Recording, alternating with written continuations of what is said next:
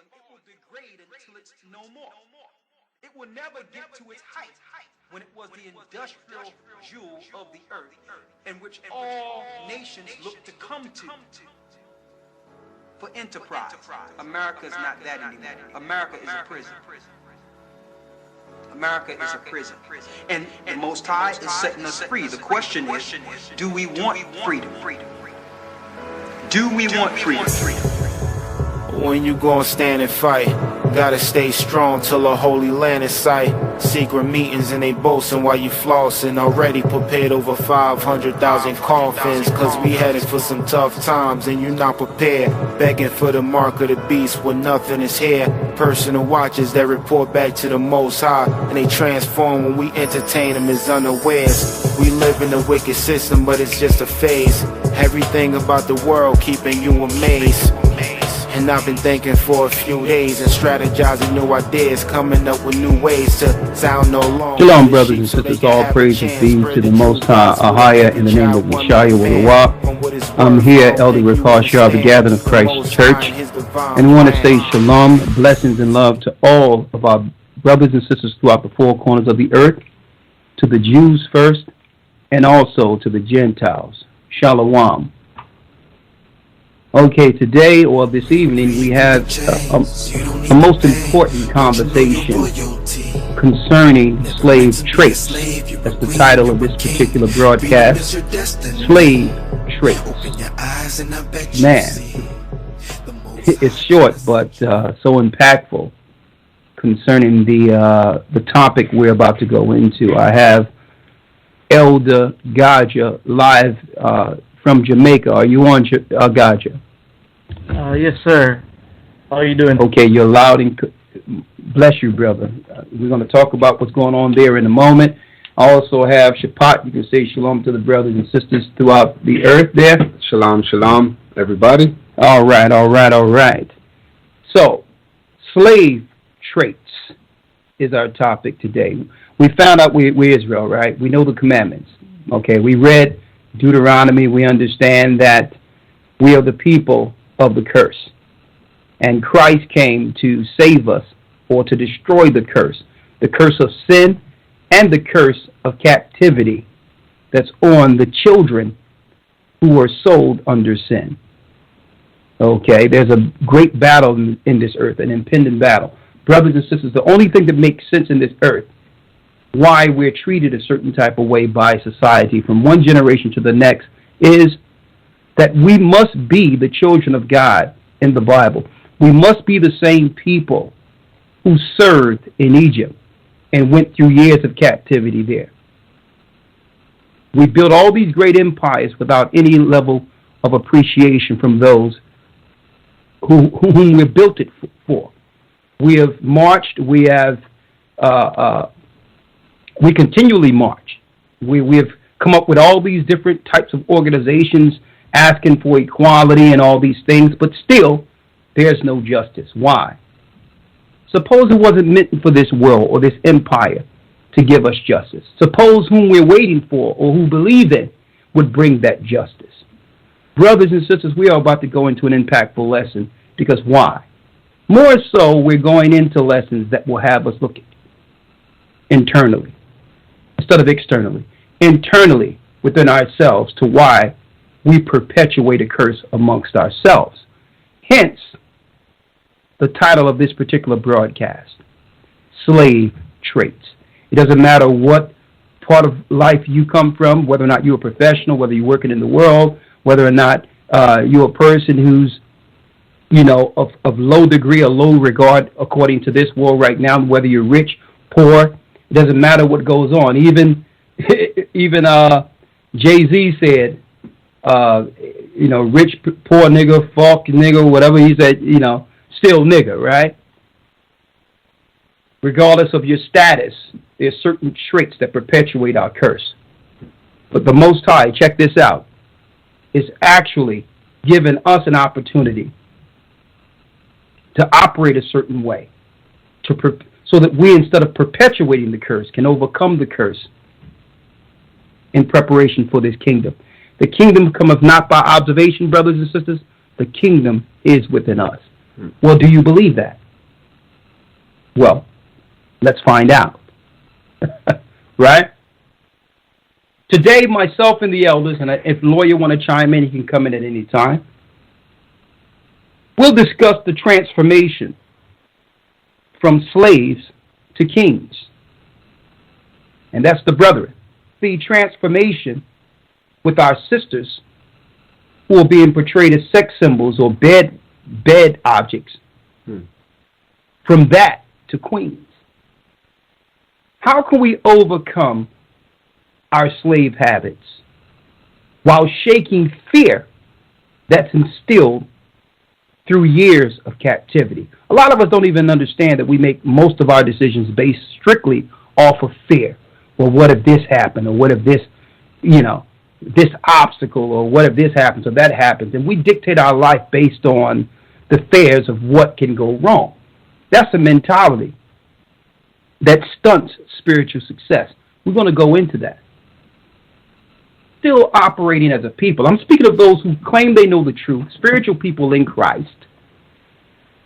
Are we still operating, brothers and sisters, in a slave mentality? When Christ says, ye shall know the truth, and the truth shall make you free. Are we free from our programming, is the question. You may know the truth concerning who you are, keep the laws, but still have slave behavior. Well, the Most High wants us to break free of this. So we're going to go back to the beginning on this. Let's examine on a whole nother level the Willie Lynch letters and syndrome through the Bible's lens. Because usually when we look at these so-called Willie Lynch letters, what happens is we begin as a people to perpetuate the curse by blaming each other. Right? Now, am I asking this question? Well, let's see. Go to Jeremiah 2:12 for me, Shapat, real quick. Stay in the lens so they can see you here. Yeah, stay in the frame there. I'll move over if need be, right? Let's go to Jeremiah 2:12 real quick. Because guess what? It's so systematic, brothers and sisters. We don't even know when we're perpetuating the slave mentality. So when we're born again and we come to the light with this awakening, sometimes it's hard to shake slave behavior. Because why? A lot of us don't even understand the knowledge, the perpetual spirit that's on us from one generation to the next. We learn these from knee high as habits and think that it's normal. And then look at our conditions and ask, well, why can't we get out of this condition? Why do we have to live like second-class citizens? Why is there trash everywhere? Why do we operate and don't care for ourselves? Why is it that we're looking at our oppression, contributing to our oppression, then blaming other people? What's wrong with us? Is it to the point where instead of the man doing things, that the captive mentality is so instilled that we continue the slavery ourselves? Do we perpetuate the curse amongst ourselves? And when we begin the truth and understand the truth, do we use the truth to wake up others and to instill the spirit of knowledge and truth and light into others? Or do we perpetuate the curse even with the truth of who we are? We're going to examine this on a whole nother level. Now, am I asking this question? No. The Most High, the God of Israel. Let's go to Jeremiah real quick, Shapat, 2:12. And Elder God, you can jump in at any time as we go through this, because I know your time is limited.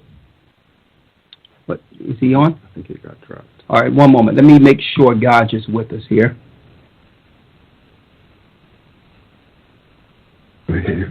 Okay, yeah, I see him. One moment. Let me make sure God is with us. That's cool. I got it.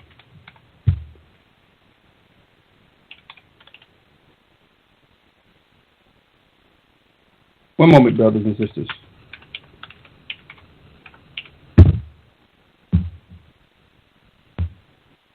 Okay. Yeah, let me bring God back if I can.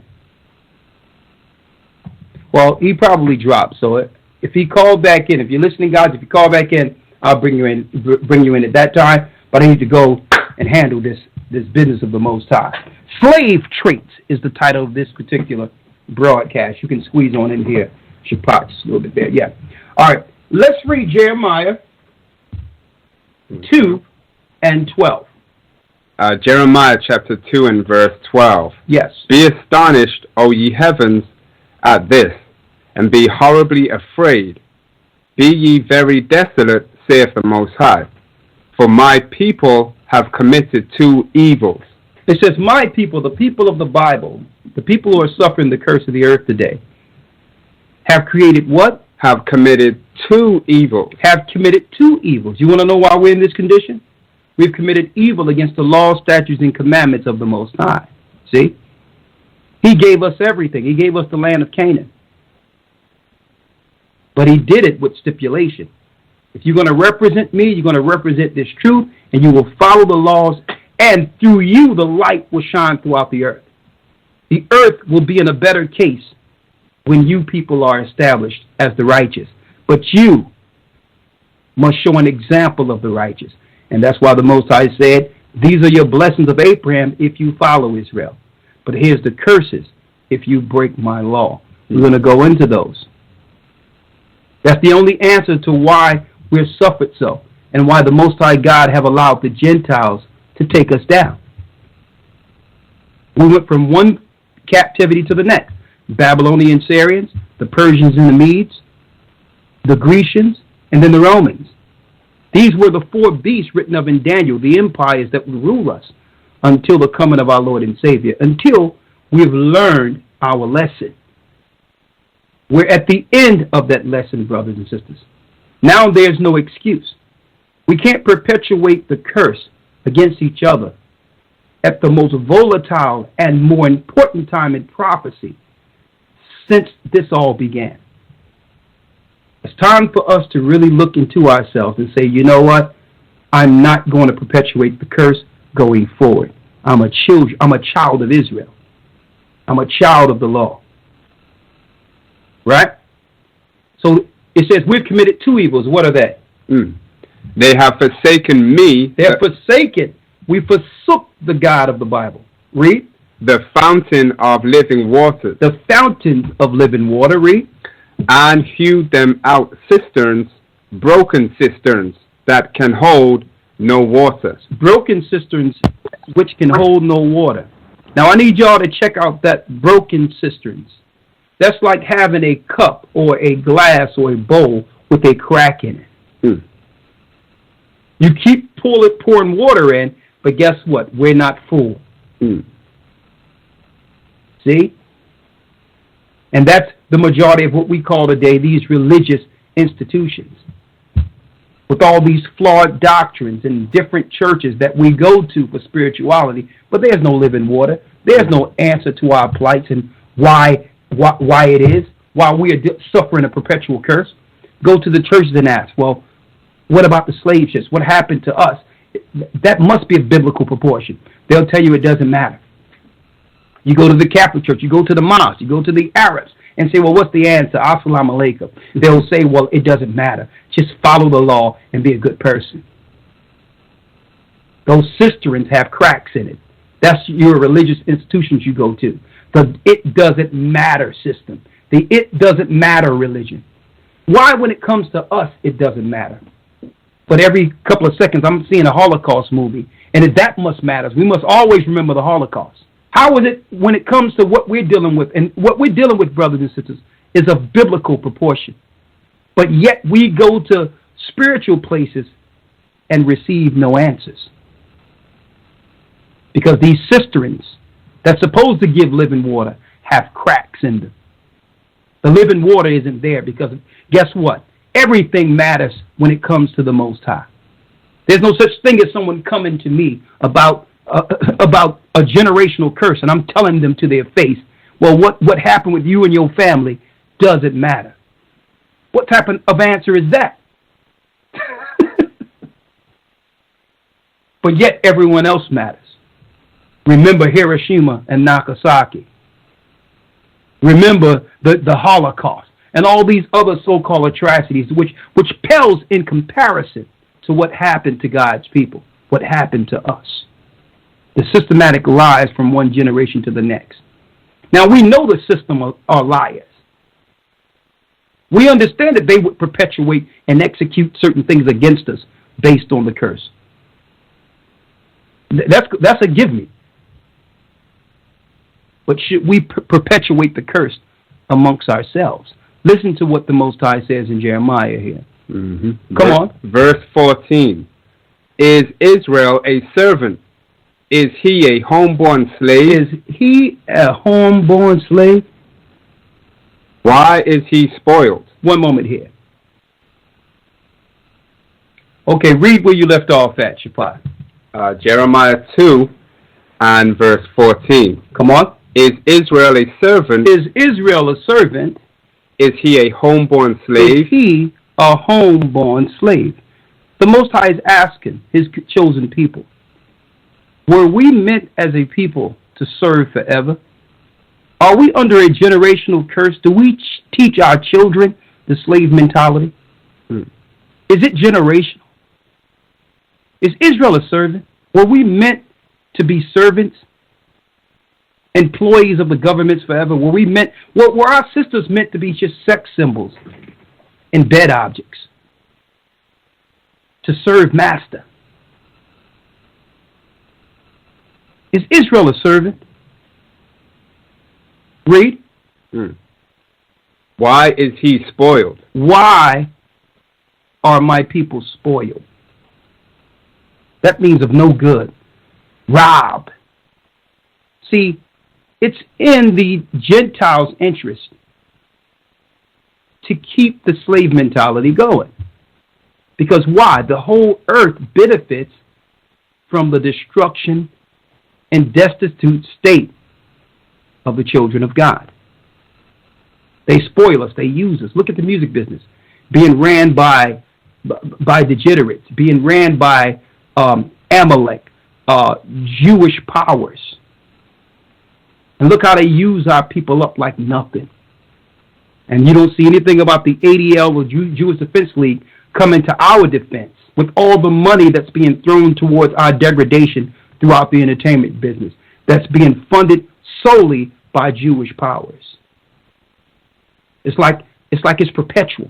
We're fighting. We're arguing amongst each other for the crumbs that falls from the master's table. When really, in truth, the whole earth and this empire was built with our hands. So there's some fear out there. There's some fear out there to make us think that we cannot do these things for ourselves. That was instilled. See? As long as you fight amongst each other for the crumbs, it's good. Right? I need you to really think about this. The Most High is setting us free. We're going to put everything on the table today concerning slave traits. Okay? Because a lot of us, we all know we're Israel. You hear we're Judah, we're kings, we're the tribe of Judah. You hear everyone talking about Israel. But who's walking in the spirit of God's people? Or are we still operating in the spirit of the curse? And I'm speaking more so on how we treat one another, how we perpetuate the curse and fight amongst each other. There's no civility according to the Most High's law. Yeah, you're not eating shrimp, crab, or pork, or lobster. Yes. Yeah, you're honoring the Sabbath. But what do you say about your own brothers and sisters? What do you do against your own brothers and sisters? Are you perpetuating the curse? We're going to drop a few things today. Where have you left off at, Shapan? That's 14. That's 14. Now, for those who didn't know, the children of slaves who came over in cargo slave ships are suffering a biblical curse, a curse that would only be put on the children of Israel. Now, you rarely hear about this in its proper context. Why? Because the deceivers control the media. So, yes, they'll give you slave movies, but they won't tell you the spirit that led to all of this. They won't tell you that slavery is a direct result of Bible prophecy. Right? They'll go into the societal reasons why slavery happened. They'll deal with the blame game and say, well, blacks enslaved slave blacks. These are the lower conversations. They'll go into, well, what about the Irish slavery? And come on, man, what about the Irish slavery? Those were black people too.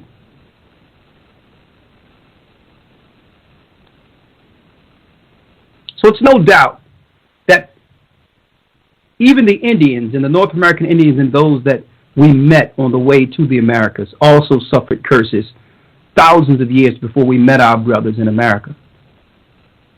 Okay?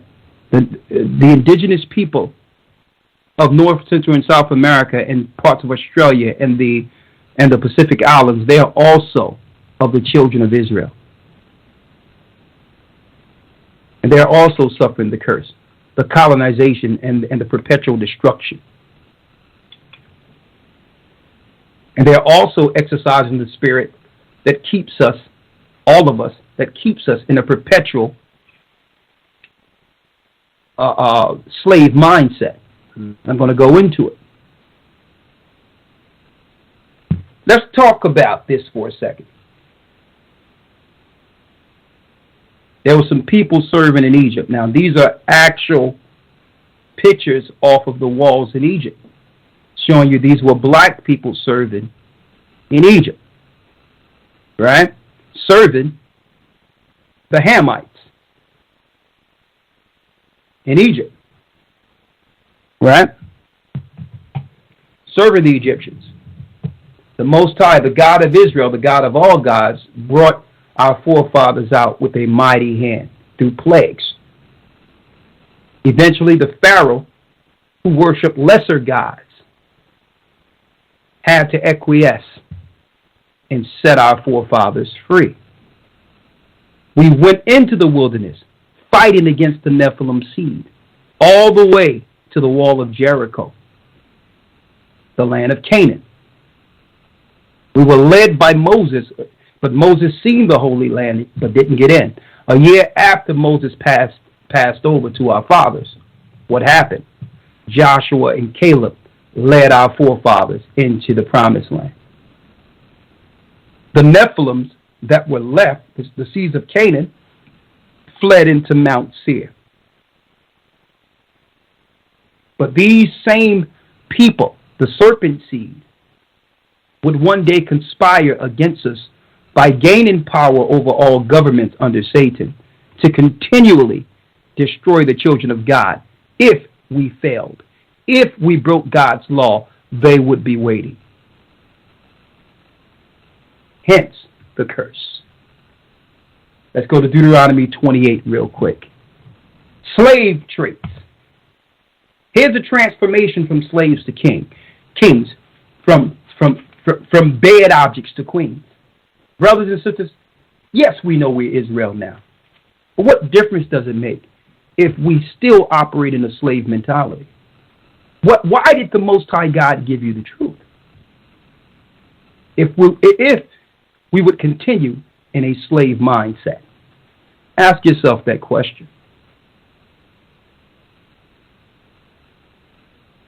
Okay? With the truth, with being a child of Jacob, comes great spiritual responsibility. We must now hold ourselves above the fray.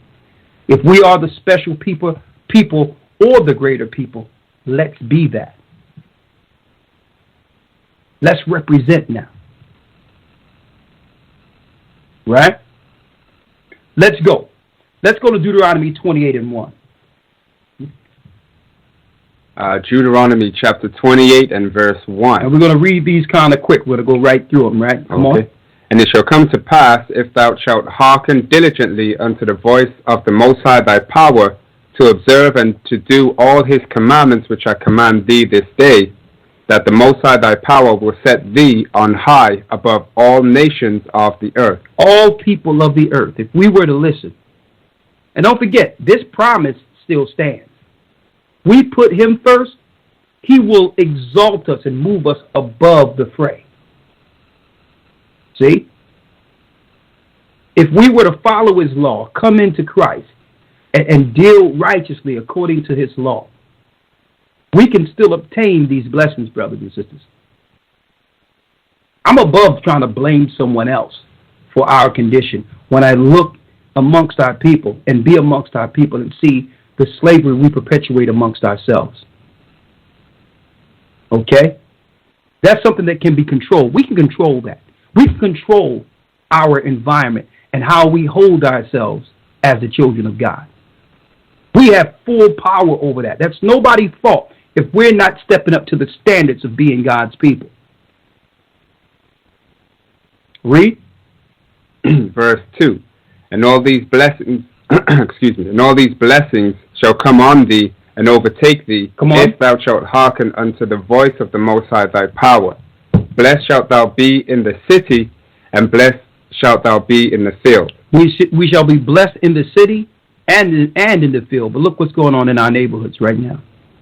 Were we blessed in the fields? Or were we what? Picking cotton. Are we blessed in the field? Yeah, blessed with that cotton. What about the cities? The death rate, the hatred one amongst each other, the perpetual curse, where it's not about the so-called, and I see everyone out marching every time there's a so-called shooting, okay? That's when you get mad when there's a white cop or another cop? So do you get just as angry when it's our people killing each other every day? Where's the marches for that? So it's only, you mad because someone else killed you. Something that happens not just every day, ever so often, but we'll all band together and march for that. But no one is coming to stand together against the perpetual hatred and the talk we have against each other and the murder we have amongst each other, the selling drugs amongst each other, the disrespect we have amongst each other. No one will stand and march for that.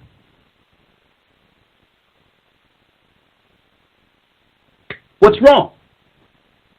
We're going to go into it because, you know what? It's not all of our faults. When I say that, some people are living a curse, the majority of us, and don't even understand it. We're just operating through habit. We're doing what we think should be done, or we're acting how we feel the world, the world thinks we should be. You understand?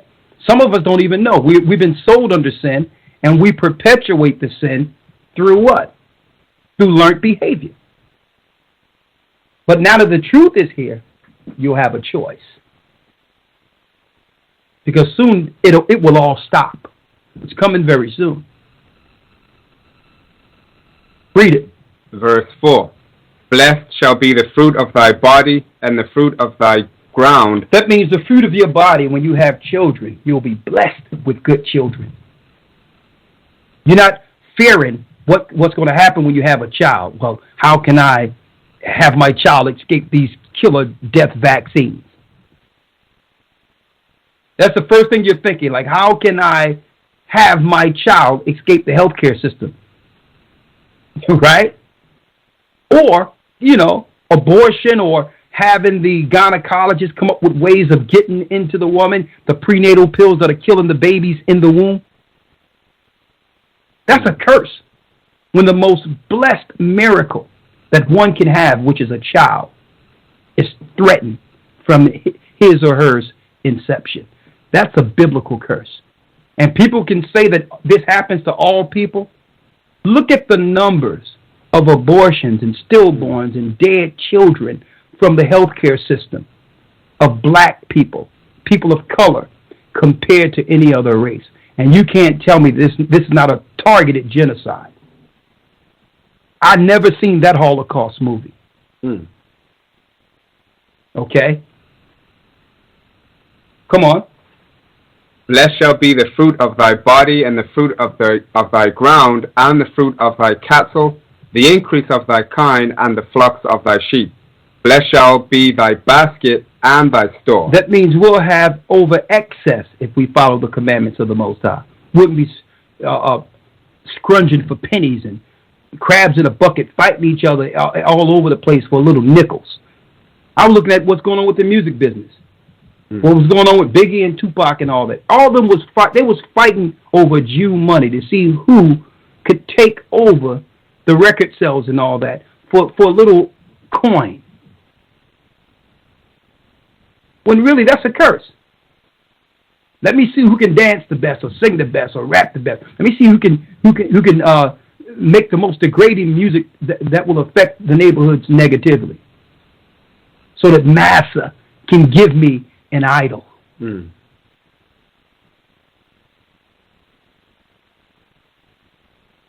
on. Verse 6. Blessed shalt thou be when thou comest in, and blessed shalt thou be when thou goest out. The Most High says we'll be blessed when we come in the earth, and we'll be blessed going. We can't even bury each other anymore. Now having a child is bad news. Pregnancy is bad news now. Because the Bible says, woe to them that give suck in those days. Why? We're the people of the curse.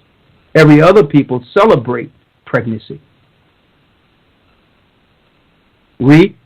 Verse 7. The Most High shall cause thine enemies that rise up against thee to be smitten before thy face.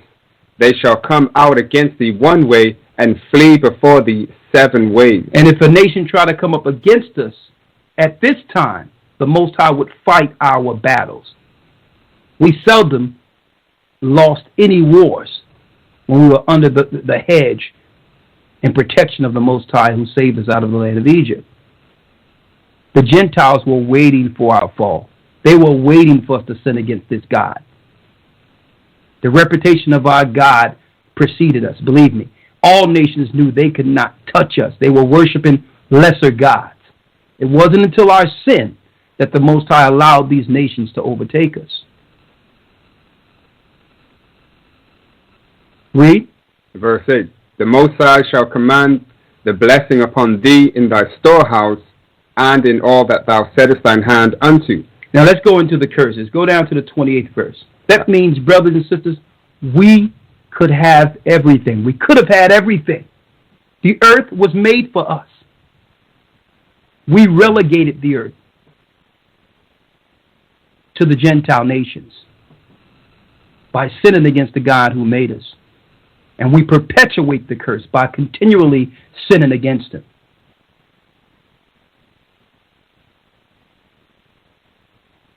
Let's go to the 68th verse. 68. Deuteronomy 28 and 68. And the Most High shall bring thee into Egypt again with ships. The Most High says he would bring you into Egypt, which is captivity, the second time.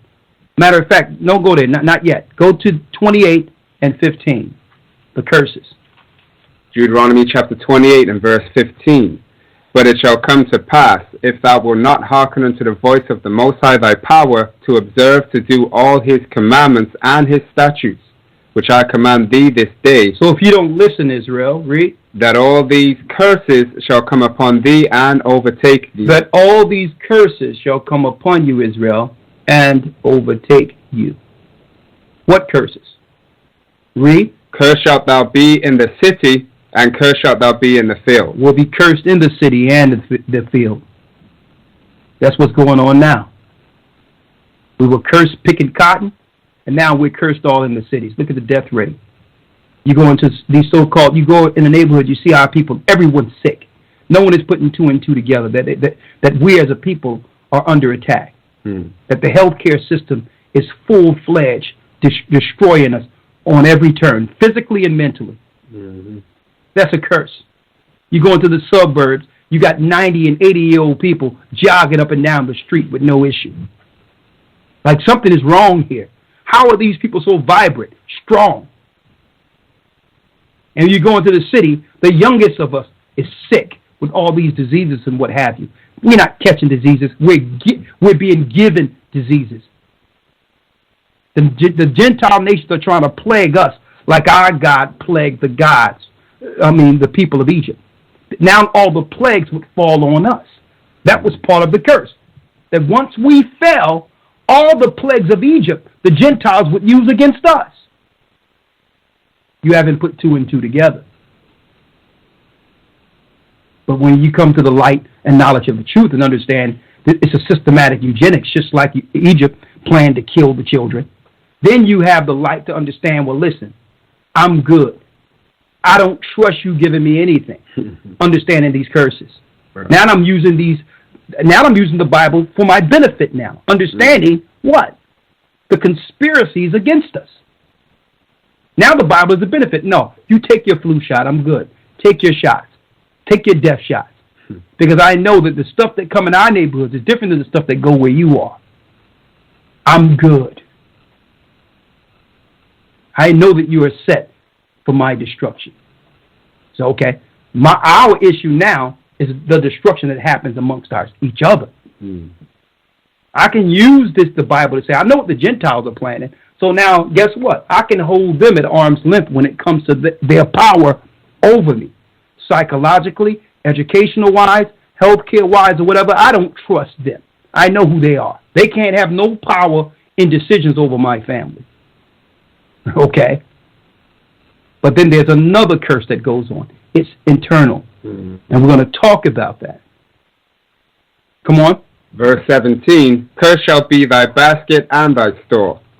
Cursed shall be the fruit of thy body and the fruit of thy land. The basket in your store is you're not going to have anything to save. Living from check to check. From week to week. Okay? Looking at that paper come back and say overdrawn. Hey, guess what? That's what it is. Part of the curse. Come on. Verse 18, cursed shall be the fruit of thy body and the fruit of thy land, the increase of thy kine and the flocks of thy sheep. Cursed shalt thou be when thou comest in, and cursed shalt thou be when thou goest out. Cursed when you're born and cursed when you die. Read the 64th verse for me. Deuteronomy chapter 28 and verse 64. Yes. And the Most High shall scatter thee among all people. So we were scattered. At this time, we were the whole 12 tribes of Israel. It was prophesied that the Most High would scatter all 12 tribes. It so happened the kingdom was split in two, and in 721 BC, the 10 tribes, which were the northern kingdoms, were splitted first under Ephraim. Okay, so when you see those tribes that are scattered, these indigenous people of Puerto Rico and North America and different parts of the earth, the remote indigenous parts of the earth, these people are the lost tribes of Israel.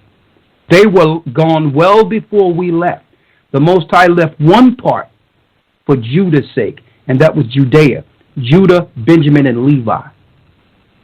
So even though we suffered the curses of the slave ships, the other tribes who left before us in 721 also fit the curses. Why? They were scattered. They were scattered before the transatlantic slave trade. They're still the children of Israel. Come on. And the Most High shall scatter thee among all people from the one end of the earth even unto the other. Come on. And there thou shalt serve other gods. There you shall serve other gods. And guess what? That's why you up with Benny Hinn and create a flow of dollars in the Catholic Church and looking at TBN and all these false churches. You have a alcohol place and a drug dealer on every corner next to a church. All of it is poison. You got physical and spiritual poison up on every corner. That's a curse. He says, I will scatter you where? Even unto the other. From one end of the earth even unto the other. Come on. And there thou shalt serve other gods. Serve other gods. Okay, satanic religions. Our people Israel knew nothing of no Allah. There was no deity being taught about a man named Jesus. There was no J's. Okay? There was no pagan Babylonian worships amongst our people until our fall. We're serving other gods. We're suffering a curse. So now these are the places we go for spiritual understandings. When life breaks down, when we have social issues or family issues or life's just not going well, these are the places we go for refuge. The same places the Bible call whorehouses, daughters of the harlot. All the churches that came out of the Catholic Church, I don't care what they are, they're all the harlots, they're liars. None of them are telling you that we're the children of the curse, that in order for us to change our ways and reverse this curse, all of us must come back to the laws of God. None of them are teaching that. As a matter of fact, they're teaching the reverse. It doesn't matter who you are, and you can break the law. And guess what? You can use Christ's blood to do it. Blasphemy.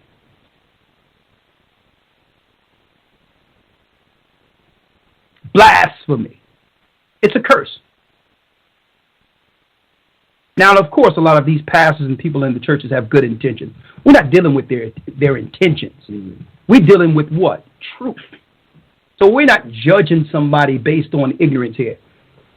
What we're talking about is what? Slave traits.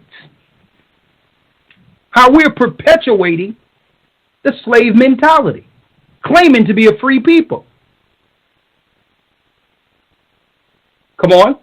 The middle of verse 64. And there thou shalt serve other gods, which neither thou nor thy fathers have known, even wood and stone. Even wood and stone. The wood represents your cross in Christianity, which is pagan, Roman, satanic religions. And the stone represent Islam, the two prominent religions on earth. And now, since they found out that we know the truth, everyone everywhere is now turning into Buddhists and New Agers now. No one is trying to follow the Bible, understand the Bible. Now that we understand it belongs to us. It's our history book. Now everyone everywhere is jumping ship. Speaking of ships, Deuteronomy 28 and 68. And the Most High shall bring thee into Egypt. The Bible says the Most High shall bring thee into Egypt. There's no recording of Israel going into captivity as a nation, all 12 tribes, back into Egypt. That Egypt can be broken down through the precepts. Hold that and get Exodus 13 and 3 to show you what that Egypt means according to precept. Exodus 13 and 3. The book of Exodus chapter 13 and verse 3. Come on. And Moses said unto the people, remember this day in which ye came out from Egypt. Out from Egypt. Out of the house of bondage. Out of the house of bondage. Egypt means house of bondage. Why? That wasn't the original name of the landmass there. The original name was Mizraim, one of Ham's 4 sons. It was later called Egypt by the Grecians, house of bondage. So it says, the Most High shall bring you into captivity, the house of bondage, a second time, the same way you went into Egypt. By what? By ships. By what? With ships. With ships. With ships. And I'm going to tell you, it's disrespectful. Let me tell you, I'm going to blow my gasket if I ever hear someone ask me, respond to the captivity of biblical proportions when it comes to the transatlantic slave trade. If I ever hear someone respond with, well, what about the Irish? They went into slavery. What are you talking about? You're trying to minimize something of biblical proportion. But what you're not showing in that is the fact that King James was a black man that ruled Ireland. And that the slavery you're talking about was them taking down black people in Europe in nobility and putting them in slavery too, killing the nobility and putting their children in slavery. Where's that history? They've lied about everything, brothers and sisters. They have lied about everything. Our history didn't start with slave ships in America. Okay? Cause and effect. American slave ships is the consequences for breaking the Most High's law. And you will not hear that on any religious corner within America. Okay? But check out that curse. Now, there's no question that we are the people of the curse. Because this didn't happen to Jewish people. You can't be an Israelite through conversion. The same way I'm not Chinese, or our people that's not. Guess what? Is Tina Turner Chinese? She converted to Buddhism. She became a Buddhist. That doesn't make her Chinese because she converted into an Asian religion, does it? Mm. So don't come to me with this Judaism mess. The God of Israel is not the God of Judaism. Let's make that clear. And this is not an anti-Semitic rant here, okay? Because I'm Shem. That's my father, and I'm not against myself. Mm. But getting back to the point, we will discuss the transformation from slaves to kings and how we can overcome the slave habits while shaking the fear that's instilled through years of captivity. Because the majority of our people don't even know that our actions are taught, that we perpetuate a program. So yes, we know we're Israel, but what good is it if we don't exercise the power that comes from it and show the world who we are by how we treat one another? Even if I don't agree with you or you know, I may have issue with certain things that someone does or whatever the case is. But guess what? I'm going to use the same law I claim I'm upholding concerning that same person I disagree with. See that? And only then will we begin to operate above the fray, above the captivity. Because I'm going to tell you, it's so systematic, the slave master don't have to instill anything no more. They allow us to enslave ourselves. Right. The programming is so great. Hence, once we came over on those slave ships, a program was drafted. Now, when you talk about this Willie Lynch letter, the so-called historians come out, this is how they downplay things when it comes to pointing out their deception. They'll usually say because of time, they don't know whether or not it was a forgery. They say the same thing about the learned elders of Zion, the protocols of the learned elders of Zion. Go look that up, the protocols of the learned elders of Zion, showing you the same thing we see today with Jewish people being over the media, the news programs, entertainment, the money. All that was a plan, even on how they would treat us, the Goyim, who they call the Goyim. If you're not a part of their religion, they see you as cattle. And to control the cattle, they immunize all people everywhere, saying that they must do it for herd immunity, like you some type of animal. That's how they control you, through systematic sicknesses. All these agendas that they have constructed behind closed doors are written in the learned elders of Zion. A religious imposition by the synagogue of Satan was constructed and articulated in those particular letters. But when we begin to open up these letters and look at them and say, man, well, if this was a forgery, they was batting 1,000. You would expect one thing to be wrong. Somebody had some inside information, but they play it off or try to disconnect themselves from what they're doing by claiming that, well, it was a long time ago. We still are examining whether or not it was a forgery. Well, I don't know if it was a forgery, but guess what? The learned elders of Zion protocols are being executed throughout the earth today. Okay? Same thing when it comes to the Willie Lynch letters.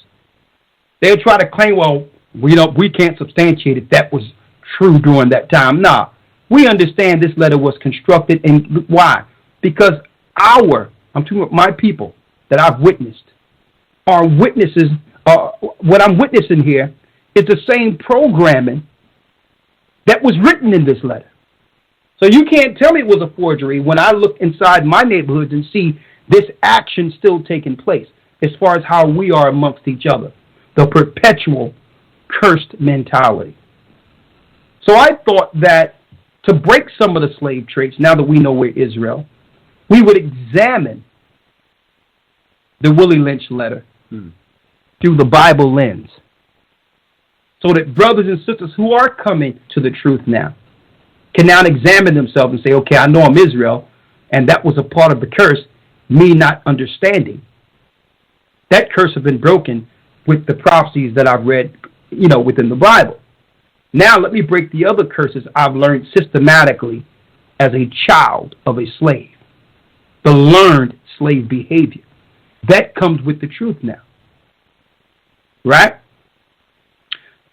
Shapat, let's go into the Willie Lynch letters. Start at 1. Willie Lynch is now giving a speech on how the slave master can control his investments, his slaves, right? His stock. See this guy right here with the black hat on? These were Jewish merchants at the auction block. They would like you to believe that only Christian people, white Christians, were behind slavery. No, if there's some merchants, there's some money changing going on, know that they are behind it. When you get an opportunity, even though I don't agree with Islam at all, it's a bastard false religion. It's a cursed religion where the Bible says we shall serve wood and stone. Islam is one of those slave religions. Even though I don't agree with that religion at all, y'all need to see the secret relationship. Read the secret relationship between the blacks and Jews, both volumes, based on the historical references that were put together showing how Jewish people single-handedly controlled the slave trade on every side. Okay? They controlled it, and sometimes they would let Christians in on it if they were willing to, follow, follow the program. But all in all, that was a Jew, a Jewish, a Zionist, an Amalekian process against our people. That was Esau over all slaves, over the plantations, the ports, the ships, you name it. And hence, the finances come from that was flipped over into what we call the stock market. That's what you can receive when you can get millions of people to work for free for hundreds of years. And once they had the finances and the construct built, hey, they didn't need us anymore. They opened the borders and let all the immigrant white people come in and others to take over the jobs once, slavery was abolished. They weren't going to let us empower ourselves. Okay? But we know what they do. They're the children of the devil. Okay? But there's no excuse for what we do, how we fight and hurt each other and call ourselves children of the Most High God.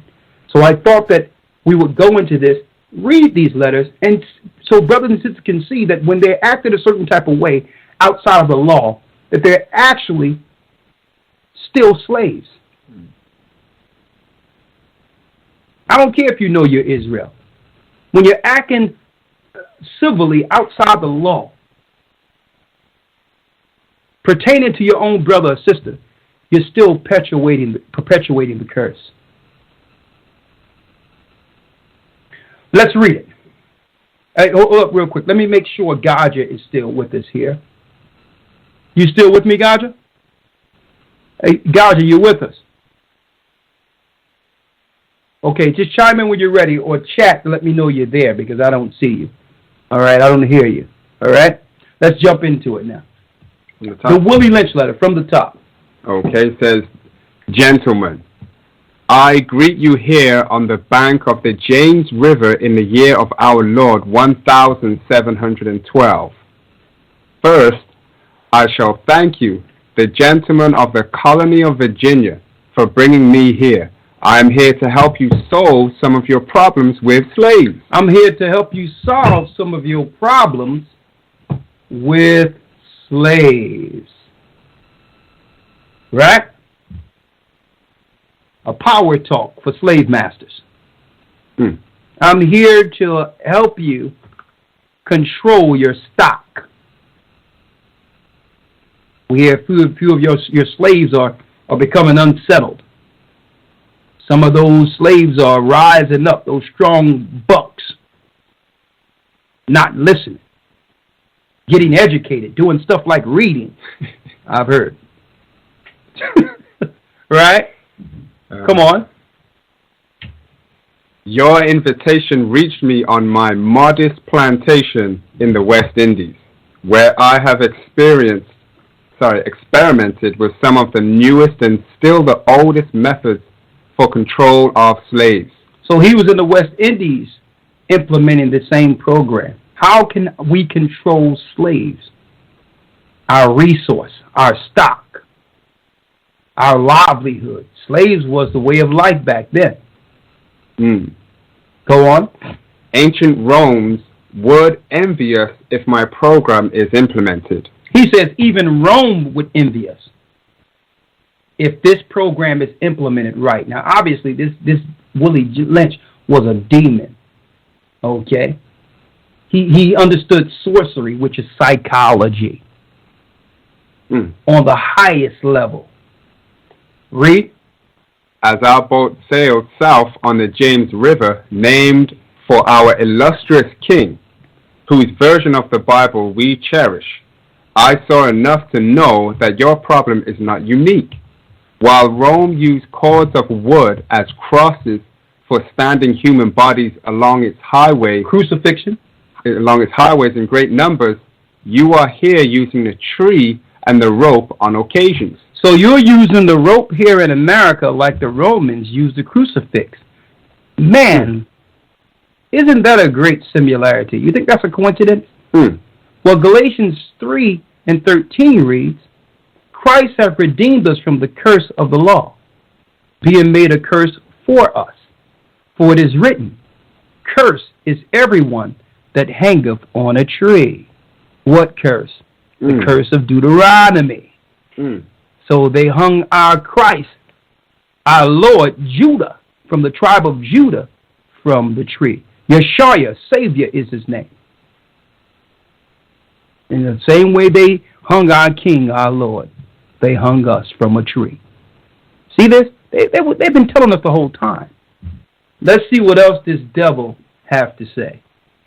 I caught the whiff of a dead slave hanging from a tree a couple miles back. You are not only losing valuable stock by hanging, you are having uprisings, slaves are running away, your crops are sometimes left in the fields too long for maximum profit, you suffer occasional fires, and your animals are killed. If you keep killing slaves, you're going to lose your business. Hence, all the slave masters got together and sent for Willie Lynch. Okay? How can you have your servants serve happy? Still do the work. As a matter of fact, if you make them feel good, they'll even do more work than they're used to. See? You're going about this thing wrong. By beating them and killing them and hanging them, you're going to turn more of them against you. I'm going to show you how to get the most work out of your herd, out of your stock. Come on. Gentlemen, you know what your problems are. I do not need to elaborate. I am not here to enumerate your problems. I am here to introduce you to a method of solving them. In my bag here, I have a foolproof method for controlling your black slaves. I guarantee every one of you that if installed correctly, it will control the slaves for at least 300 years. For at least 300 years. As if he had a timeline almost when the awakening would begin. Now, what year was this drafted? 17 what? Let me get it here. It's 712. 1712. 1712. So that would bring us to the year 2012. That would bring us to the year of 2012, about the time when people started waking up everywhere around that time, a few years before that. He says, if we work this thing perfectly, we'll have your slaves enslave themselves in this perpetual mindset for at least 300 years. Make your job easy. Why don't we make it where your slaves perpetuate the mentality and teach the slaves how to be good slaves? How about that? Come on. My method is simple. Any member of your family or your overseer can use it. I have outlined a number of differences among the slaves and make the differences bigger. I use fear, distrust, and envy for control. I used to wonder why when something positive happened amongst us, there's a standoffish type of spirit, like I gotta wait and see, or I can't trust, or I don't know about this person. But yet we're not like that with any other people. We just readily trust a white person or someone else and give them the benefit of the doubt before our own people. Right? Why? I used to think about that. I'm like, okay, when we go into a white person's establishment, we give it the utmost respect, right? When we're working for them, we make sure we keep all the ethics rules. We don't try to create something out of what they already have. A matter of fact, we give them the ideas to make what they have better. But if one of us do something, we're looking at, well, hold up. Well, how can I make something similar to that and take that or be inside and destroy it? Not even realizing that that was taught. There's no ethics amongst slaves. That was taught. But that shouldn't be the spirit of the children of God or those who've been called in Christ. We are above the fray, aren't we? Listen to this. These methods have worked on my modest plantation in the West Indies, and it will work throughout the South. Take this simple little list of differences and think about them. On top of my list is age, but it's there only because it starts with an A. The second is color or shade. There is intelligence. So we're going to pit the darker ones against the light ones. Why? You'll have an internal enemy strictly off of the shade of their skin from one generation to the next. They'll fight each other. But through that, we're going to have to portray one as beautiful and the other as ugly. See? Now, the quote-unquote ugly one that's been programmed to believe that, even though that's the beautiful one, that one will be automatically programmed to do everything he could or she can to be seen in a better light with massa. So we're going to separate it, and we're going to have house niggas, house Negroes, and field Negroes. And guess what? They'll have to work their way up into the master's house. See? It is a reward program. Okay. And if you want your Sundays off, hey, you have to work. I mean, if you want your Sundays off, you have to go to the programmer, which is your pastor, who will perpetuate and train and instill the program from one Sunday to the next. Right? Come on. There is intelligence, size. So intelligence. We're going to pit the people who are not that intelligent. We're going to pit the intelligent people from the unintelligent or the not so smart.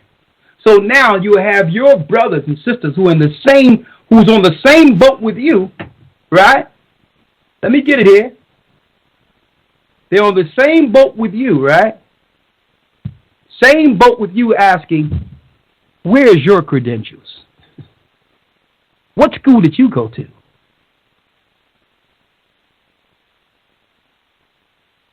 Status. They would use one based on this menial satanic educational system to fight against those of lesser ilk as they think. But the Most High says, you know what? I'm going to use the foolishness of this world to confound the wise. So that now those that I choose to do this will not be able to lean on the understanding of this world. I'm going to make it a phenomenon, and through babes I will speak to my people. People that are babes in education will confound confound the educated. But check it out here. In this system, what they would do, they would say, we're going to just separate the intelligent from the quote-unquote not so smart. I'm trying to be politically correct here with the right euphemism or term, not to disrespect or demean anyone. But they would use that as a certain level of classification. Smart against those who they deem are dumb. And that's a real problem with all the vaccines and things they have now, and metals and everything that they are putting in the waters and all that are actually causing neurological and mental illness issues. Automatically, that's putting one classification of people over another by dumbing down the population. Well, that's part of the Willie Lynch letter. They're not just doing it to us anymore. They're doing it to everyone. Now that the awakening has begun, the 300-year time span they had to instill this generational curse, now that that curse has been broken with the truth, they're like, listen, we might as well do it to everyone now. Right? Come on. There is intelligence, size, sex, size of plantation. Sex. So we're going to play the man against the woman. Size, height. I seen something not too long ago where some people was out there talking about another brother's height and all that, and the color of his skin and all that, perpetuating the slave mentality. This is what they use to keep us divided, fighting amongst ourselves. And I was looking at it, and I'm like, man, this is deep that I'm seeing this. That here it is all over the place. We're just talking about each other, hurting each other, as if. And these are the so-called intelligent or the spiritual or the awakened ones. Right? Come on. Size of plantations and status on plantations. Yeah, look at my house. Not your house. Are you paying mortgage? You sure that's your house? That's See? my job.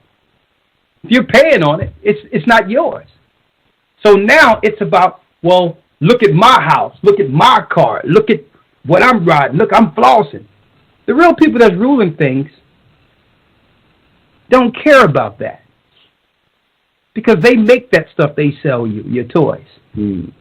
Right. Right. They more so deal with power. They deal with the control they have. That's what they are in it for, the control they have and power over you to work for them. You are their status. You're the slaves they own. You own material, they own you. And guess what? There's no price you can put on life. Life is precious.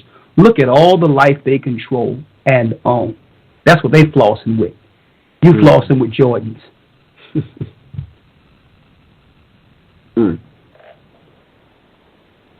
on.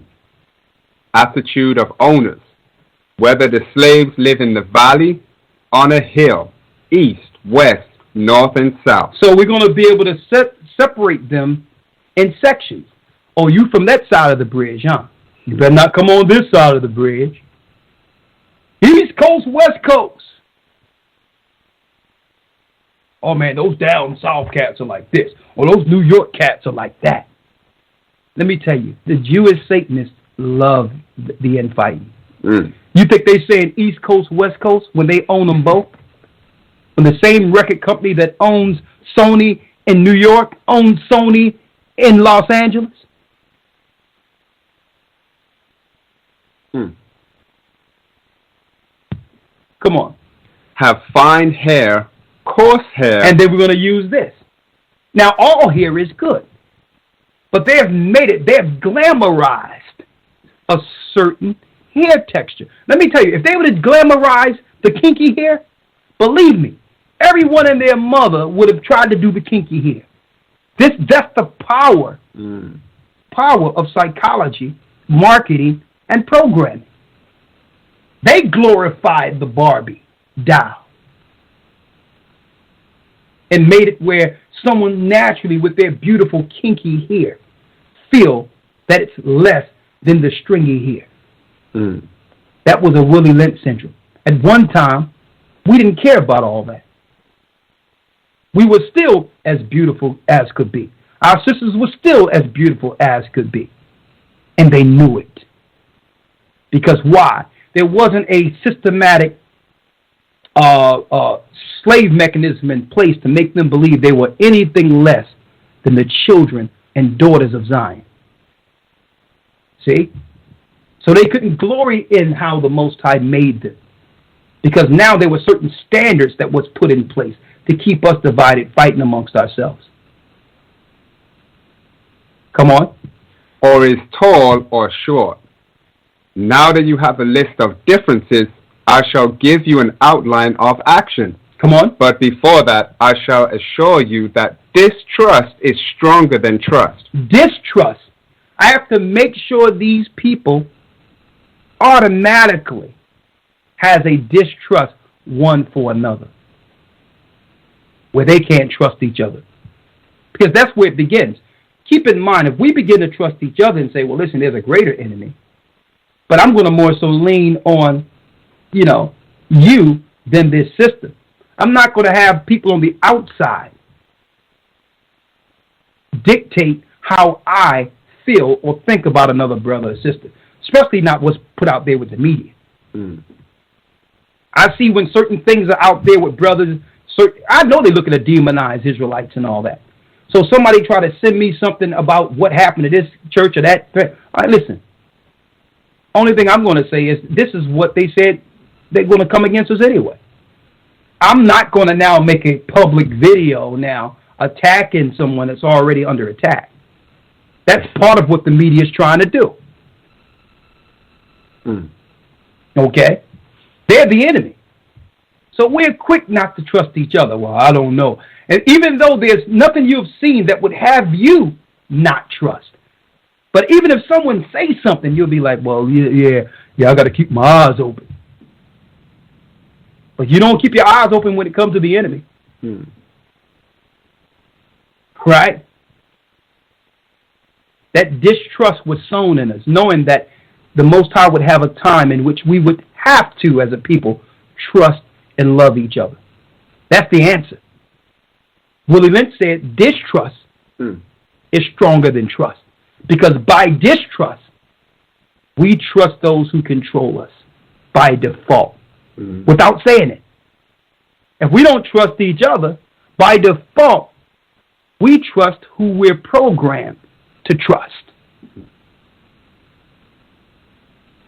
Listen here. And envy stronger than adulation, respect, or admiration.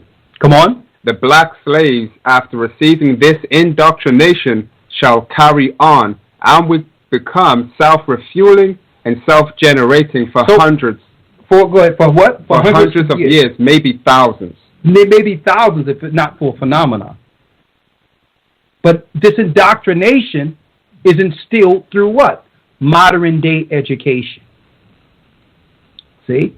The educational system perpetuates and have instilled this psychology to teach our children the same slave mentality, the vanity,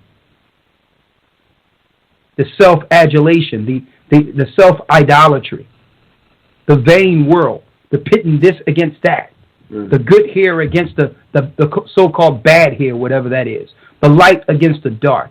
Last I checked, guess what? Darkness is great. Darkness. A dark-skinned person is beautiful. Okay? The last I checked. And guess what? If the Most High made you light, that's beautiful too. See? We're not to play this against each other. We should all praise the Most High and thank Him for the uniqueness, the diversity that He has given all of us. It wasn't meant for us to fight against each other based on the shades of our skin. We're all beautiful.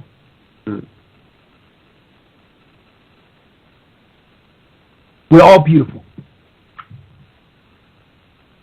But they're doing this, they came up with this to anger one side against the other. And to have one hold up their head up high over the other. To perpetuate a slave mentality. Deuteronomy 28. Right? Come on. It says right here. You can come in at any time, God, if you're there. Come on. Don't forget, you must pitch the old black male versus the young black male. You got to have the old against the young. No respect. I've seen one brother come out, a so-called rapper, and say that how much he hated his father. Listen, you don't have to respect anything about someone if they didn't do what the system say that, what's expected. But all in all, your father did give you life. If it wasn't for him, you wouldn't be here. Now look at yourself in the mirror and know how great you are and what the Most High made you, and understand He used your father for that. He used your mother for that. So in spite of what the system would like to say and try to, give a negative connotation to parents, right? Because we all are suffering the curse. But all in all, we should honor our mother and father just with the fact that they've given us life. Right? So we have to pit the old against the young. Right? Where now the young people will say, I don't respect elders. And the elders will say, well, listen, these young kids, man, they done gone so far, there's nothing I can say. No wisdom I can instill in them. That's what they wanted. They wanted an elderly person to die before instilling wisdom in the next generation. Come on. And the young black male against the old black male. Come on. You must use the dark-skinned slave versus the light-skinned slave. And the light-skinned slave versus the dark-skinned slave. I mean, they have taken Willie Lynch to the next level, man. Brothers and sisters, it's a curse. I was just going through some videos right before I came on and just saying what's going on out there in the world, because I like to stay in touch with what our brothers and sisters are looking at. And I've seen a young brother by the name of Young Thug. And I'm like, what is this? Young what? I'm like, who gave this guy a record deal? Who? I'm like, you know who. Why would the Jewish powers that control the record companies put money behind a young guy looking like this in a dress? I'm like, yo, this is a whole nother level of captivity. I'm like, what? I'm like, we must pray for our young. Because society, the Jewish media is telling our young men, this is how you get the money. This is how you take care of your family. Okay? Say disrespectful things, put on a dress, and look like Sambo on some type of estrogen pills. It's like, I'm like, Lord have mercy. It's well beyond Willie Lynch right now. And you know what? I pray that the Most High have this brother come to the truth. Because the Most High can turn him around, but I'm just showing you what the media is portraying. He felt he needed to be that, and he had to become that to be accepted in the music business. Okay, come on. You must use the female versus the male. You must use the female versus the male. That's part of the Willie Lynch letters. See? And I know some of us don't want to accept that, but there's some taught behavior we have against the opposite, what they call the opposite sex. You hear it all the time. Well, women just don't understand. That's how they are. That's disrespectful and condescending. Well, look at men. They just, I can't, look at the men they pumping out today. That's all a stereotype. There's no man or woman the Spirit of the Most High can help change. There's good in people that we must link into. We have to stop this. Well, that's a woman, and that's going to always be my perception of a woman, and vice versa. Because they don't want us to see the Sarah in our wives. our women, our daughters. You know what? And they definitely don't want them to see, the women to see, the Christ or the sons of Abraham, the sons of Jacob in us. So let's divide the man from the woman. Have they done that? To the point where now the satanic lesbians have now gripped up with an agenda all of the sisters and have steered them into this eugenics program against babies, against children. So by default, the man have drove the woman away, the woman have drove the man away, and now everyone everywhere has run into the Satanist arms. By default. That's who you trust. The LBGT people that's behind these Satanists, the Black Lives Matter, the 3 satanic lesbians. See? The Hegelian dialect. They came up with the problem. Right? In it, we were looking for what? A resolution. Problem, reaction, solution. That's the Hegelian dialectic. And it starts with the Willie Lynch, the slave mentality. Come on. And the male versus the female, you must also have your white servants and overseers distrust all blacks. You must have your overseers, which are what? Your white collar business owners. They must have a distrust for all black people. And that's that white ceiling that black people usually, will do anything to break when it comes to the corporate world. No matter how smart you are, you'll never get partnered, you'll never get up there. Why? Because that distrust, don't forget that Willie Lynch didn't just start with how they would program us. It's how they would program their people too, to not trust us, to see us only at a certain level. That was part of their programming.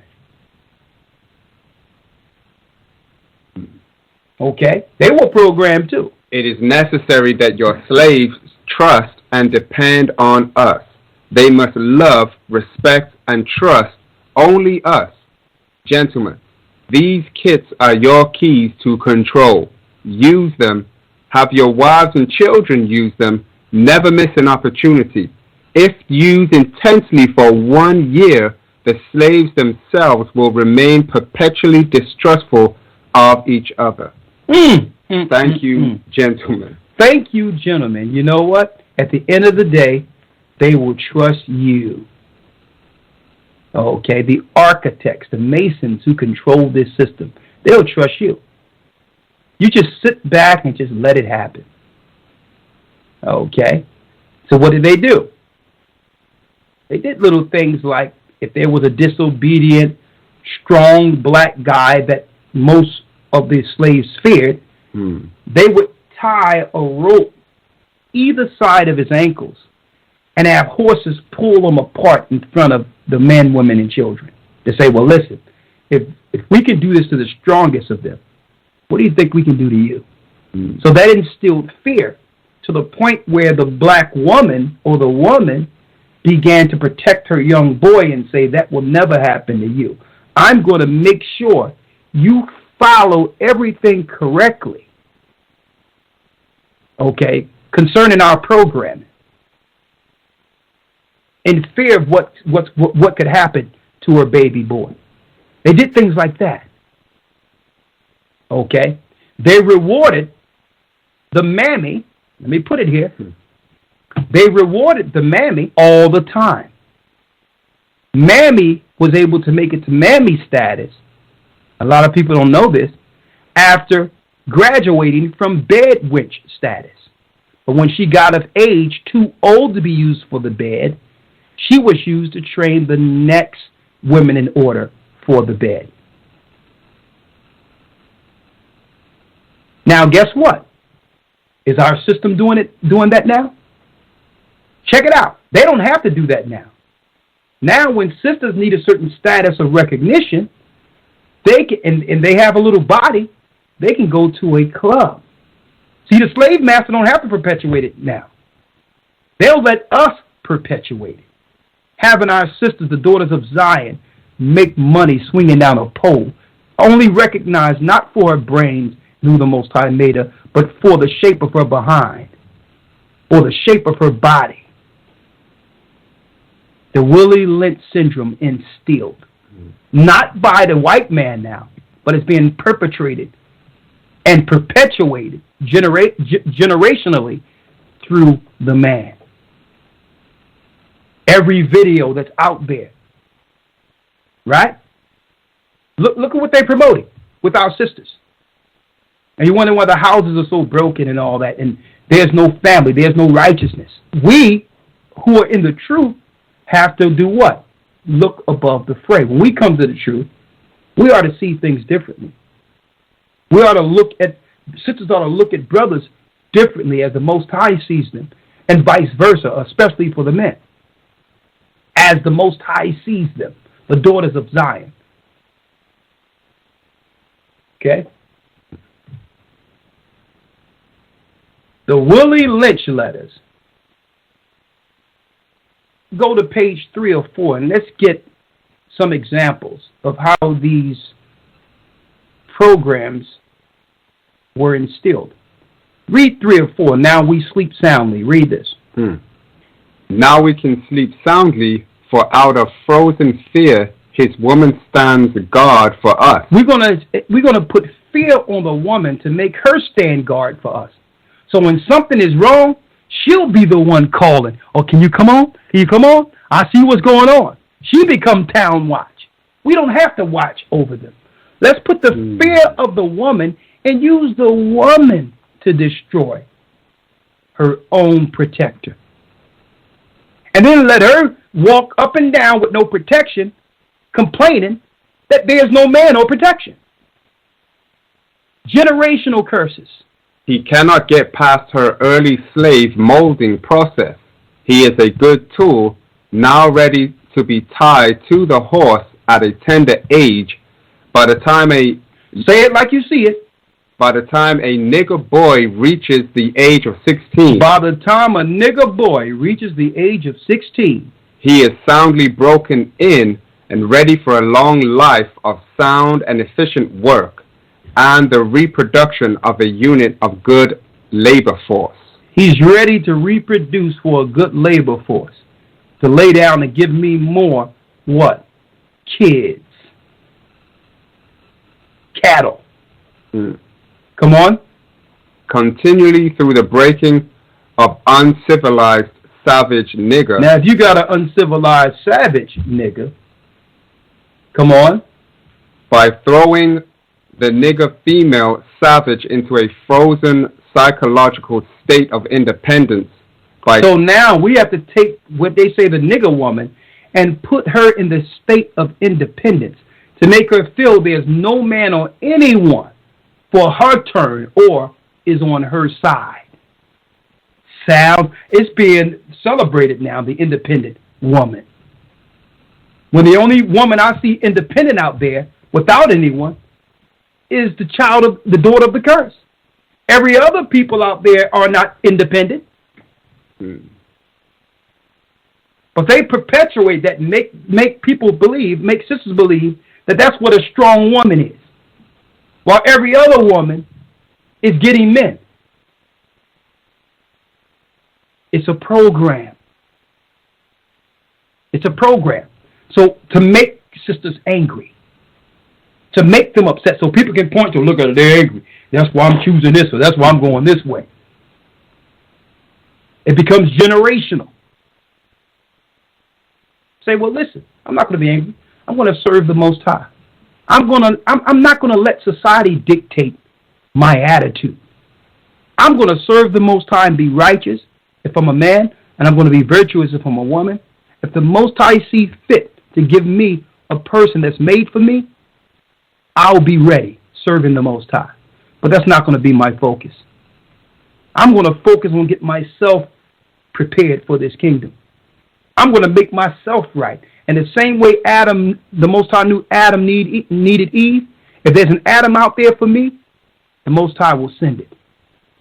I'm not going to let this system dictate my relationship. with the Most High, and I'm not going to let my feelings get in the way of that person the Most High might have for me. I'm not going to perpetuate the angry woman. I'm going to be righteous according to the Most High. I'm not going to be an angry man. I'm going to be righteous according to the Most High and patient, since I'm a child of the Most High God. So we can't perpetuate or operate in the stereotypes. We were programmed to be this way. We weren't always this way, people. By killing off the protective male image. Let's kill off the protective male image. And that's why the Zionist demonic media are perpetuating and promoting femininity amongst men. Mm-hmm.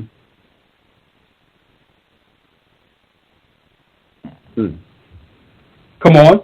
And by creating a submissive, dependent mind of the nigger male slave, we have created an orbiting cycle that turns on its own axis forever. Unless a phenomenon occurs. Unless a phenomenon occurs, and guess what? The truth is the phenomenon. You're looking at the phenomenon. When these people begin to understand they're the children of Israel suffering a curse, they will begin to operate and act accordingly, according to the law, and be above the curse. That's the phenomenon.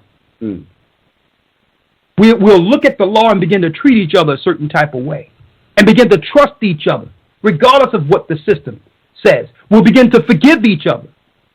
We'll look at each other as brothers and sisters and really mean it. We'll begin to embrace each other, understanding we're in this together. We'll begin to clean up the things around us. We'll begin to change the life around us, not looking for someone else to change what's going on amongst us. We'll begin to fight for each other, love each other, defend each other, trust each other. And see, and that's what the truth is. The truth ain't just looking at the Bible and the curses and saying, well, listen, I'm an Israelite. Look at what it says in Deuteronomy. When we don't act this out real time, like we act out the Willie Lynch syndrome. Right. Unless a phenomenon occurs. And reshifts the position of the male and the female slaves. We must change the position. We must systematically place the woman in authority with a fair emotional spirit. Because through that fear, she will instill our program in the next generation. We need to destroy the protector, that male. We need to break that male. We have to have the daughters of Zion. We must make them, they must feel alone with no help. By default, the government, the state will be here to control her resources, which is her children, their resources. And you become a human resource. Well, that's a slave.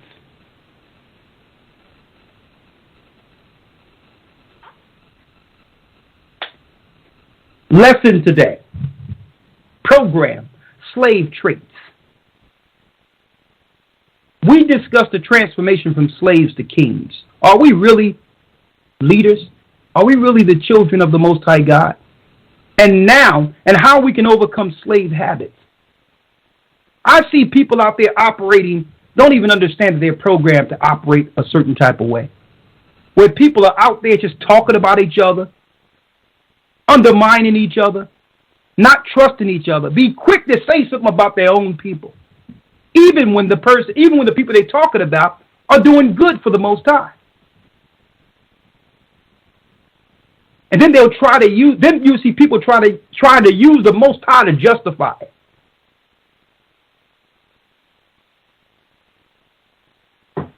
Who have taught us this distrust? Where even if the Most High do use people and bring a light or that phenomenon that could break the Willie Lynch syndrome, that people in the truth would begin to still perpetuate the syndrome. Examine that. Are we the children of light or are we the children of the curse? Right? One more, and then we're going to open the lines. We have about an hour and 13 minutes of stream left. I really want to talk to the people and have brothers and sisters give us their insight on how they see we as a people, even after the awakening, suffering with slave traits. Some of these things we don't want to break. We feel it's part of who we are. That's just how God made me. Right? But we want to put it out there to see if any of you can recognize the slave traits that keeps bringing us down, that keeps us down. Not the things that the white man is doing. We know what's going on with the governments and the satanic governments and the program and how they're feminizing people, how they're poisoning the food, how they're using vaccines in the healthcare and mental health system to kill and destroy our people. Okay? So since we know that, we can avoid what they're trying to do the best we can. Okay? We recognize them. We will never ask the music business to be anything else but the satanic music business. They're going to always perpetuate lies against and destruction and destitute behavior and derogatory spirituality and immorality. They'll always push that. But what control do we have to break the curse is what I'm asking. Are we really the children of Israel? And if we are we above the curse? Can we now, out of the curse, and be like we once were under the laws of the Most High, amongst each other? That's the question.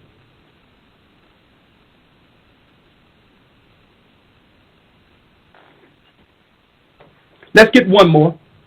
We got about 13 minutes before, about 10 minutes. You can jump in any time, Gaj, if you're there, okay? And we're going to open this up. How do brothers and sisters quantify this particular conversation this evening? Slave traits. And what type of slave traits you see out there that's even amongst people that claim to have the truth? Things that we can make ourselves aware of, not to blame or point fingers to each other, but to avoid these things that have had us going backwards for generations, to avoid them going forward and become the children of God like we claim we are. Mm-hmm. Right? What's the next one? You have this one here. No, yeah. The last one, the nigger marriage. Okay. We breed 2 nigger males with 2 nigger females. I know it's hard for you to say it, but this is what the Willie Lynch at this time we were called niggers. Okay, if there's any silver lining in this, we were called niger or niggers in Acts the 13th chapter, which are the disciples. They were called first black at Antioch, the Christians. So Peter was called nigger or niger. See, it was Niger or Niger from the region of Africa, but because those southern white people had that southern slang, instead of saying Niger, they were saying nigger. Okay? And eventually it became a negative connotation against us. But at first it only meant black. Okay? Come on. Then we take the nigger males away from them and keep them moving and working. So one nigger female bears a nigger female, and the other bears a nigger male. Both nigger females being without influence of the nigger male image. We must take away the male image. So now the male and the female are being raised, what? With traits of fear. Over emotional. See? They had to take the man out of the equation. They did this systematically through the welfare system and the social programs they set up, where everything is to defend the woman. Why? Because that's the programmer for the next generation. They keep the system going, and a lot of that, they're doing it in total ignorance. They don't even know their part in this. They feel that if there's something out there free, they're getting it, not realizing it comes with a cost. See? Come on. Both nigger females being without influence of the nigger male image, frozen with an independent psychology. You must give the women, the black women, and independent psychology. This is 1700, teaching how to keep slaves. Now, check this out. They're teaching this mindset as a point of strength within our society, as a point of strong independence. They done made the slave mentality, it sensationalized a slave mentality, saying a woman, I'm independent. She'll come out and say, I got my own. Don't you know you are a slave? That mindset is a slave mentality because you're limiting yourself to what you can have. You're limiting your mindset because you're independent. What you can have if you have someone equally as strong. And for your back. And that's behind you and can back you. So you're independent by yourself, which means you're limited. That's slave. And it's, of course, they use people in the music business like Beyonce, but guess what? People can say what they want to say about Beyonce being independent, all the songs she made. She married somebody filthy rich. She's not independent. She's not perpetuating the lies she's putting out there. And none of the women out there has what Beyonce has. That's a lie. That whole mentality have destroyed the family and perpetuates the curses of Deuteronomy, the 20th chapter. That's nothing to brag about when someone say they're independent. That means you are alone and you're being controlled by Willie Lynch or the slave master. Come on. Frozen with an independent psychology will raise their offspring into reverse positions. Now they'll raise their offspring in reverse positions, right? Where now the boy is learning how to be female, and the woman and the little girl is learning to be strong and independent and hold things down like the man. Sounds familiar? Now when a woman meets a young man, right, what happens? She got to almost raise this guy for years to actually be a man. How is that so? Well, that young boy, 9 times out of 10, was raised through the fear of his mother. And he probably won't even get into like 45 or 50, what he should have received at the age of 12, 15, if a man was around.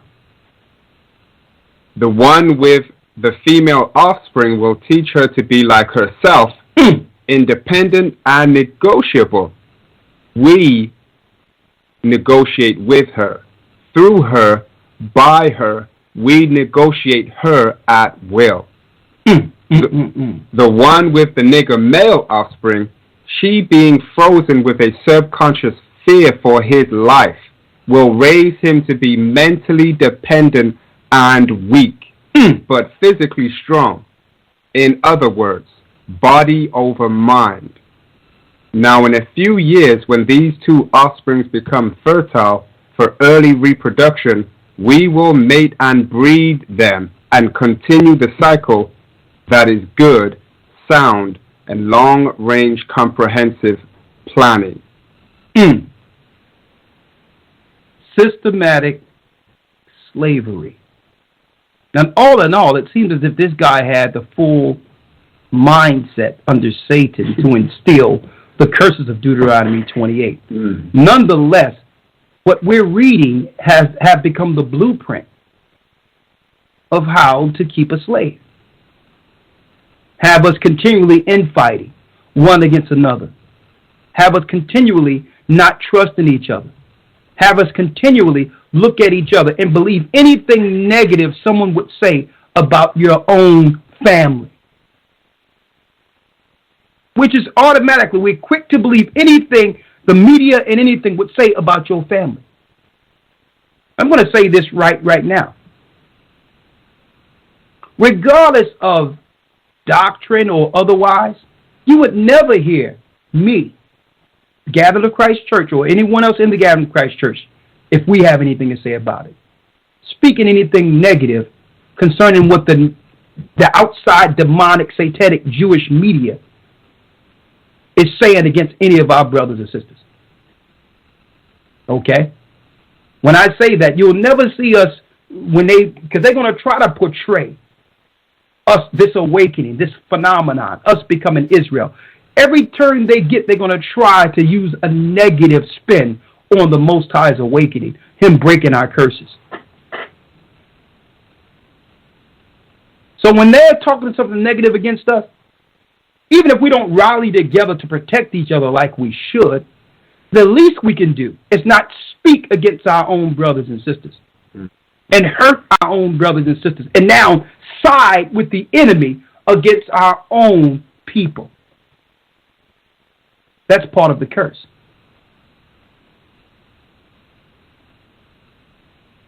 Now, slave traits. We're going to open the lines beginning with the phone call 587-887-4085 in 1 second. Need you to hold briefly for just 1 moment. What we're going to do now is we're going to have one quick commercial, and then after that, Shapat, I'm going to need you to go through the GOCC network real quick. Okay. Just do them real quick of all the people that advertise on the GOCC network. Let every brothers and sisters know what we have out there, and so that they can support the businesses that are being advertised throughout the church. Okay, so if someone is in the GOCC network, or you have a business, or you have some type of gift that you want others to purchase, like you make things and all that, well, this is the place where you go to get advertised amongst the body, so that we can help you. If you make soaps, we'd rather buy your soap. Okay? If you do things that helps build a nation, well, you can now advertise on the GOCC network. Let brothers and sisters out there know who come to our page, gatheringofchrist.org, and we'll support your business and show brothers and sisters how we can actually support each other instead of tearing each other down. Okay? Also, we got the academy. From week to week, it's a godsend. It's a meeting we have amongst the brothers and sisters all Sunday morning, where we're going into the Hebrew, we're going into the news with myself and Shapat. Man, we deal with the lessons on the next level. Send you all the materials. You have all the books. Your bibliography will grow. Your knowledge will grow exponentially in 3 months. You'll learn more in one class than you did all your life within the Christian church.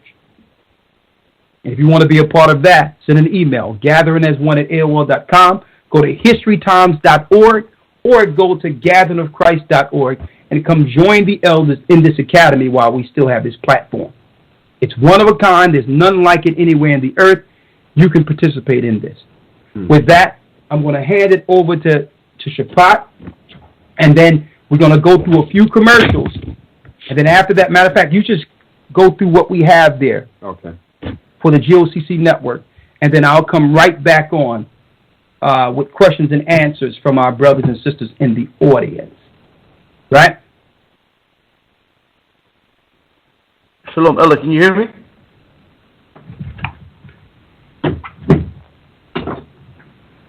Yeah. And after that, save it. Okay.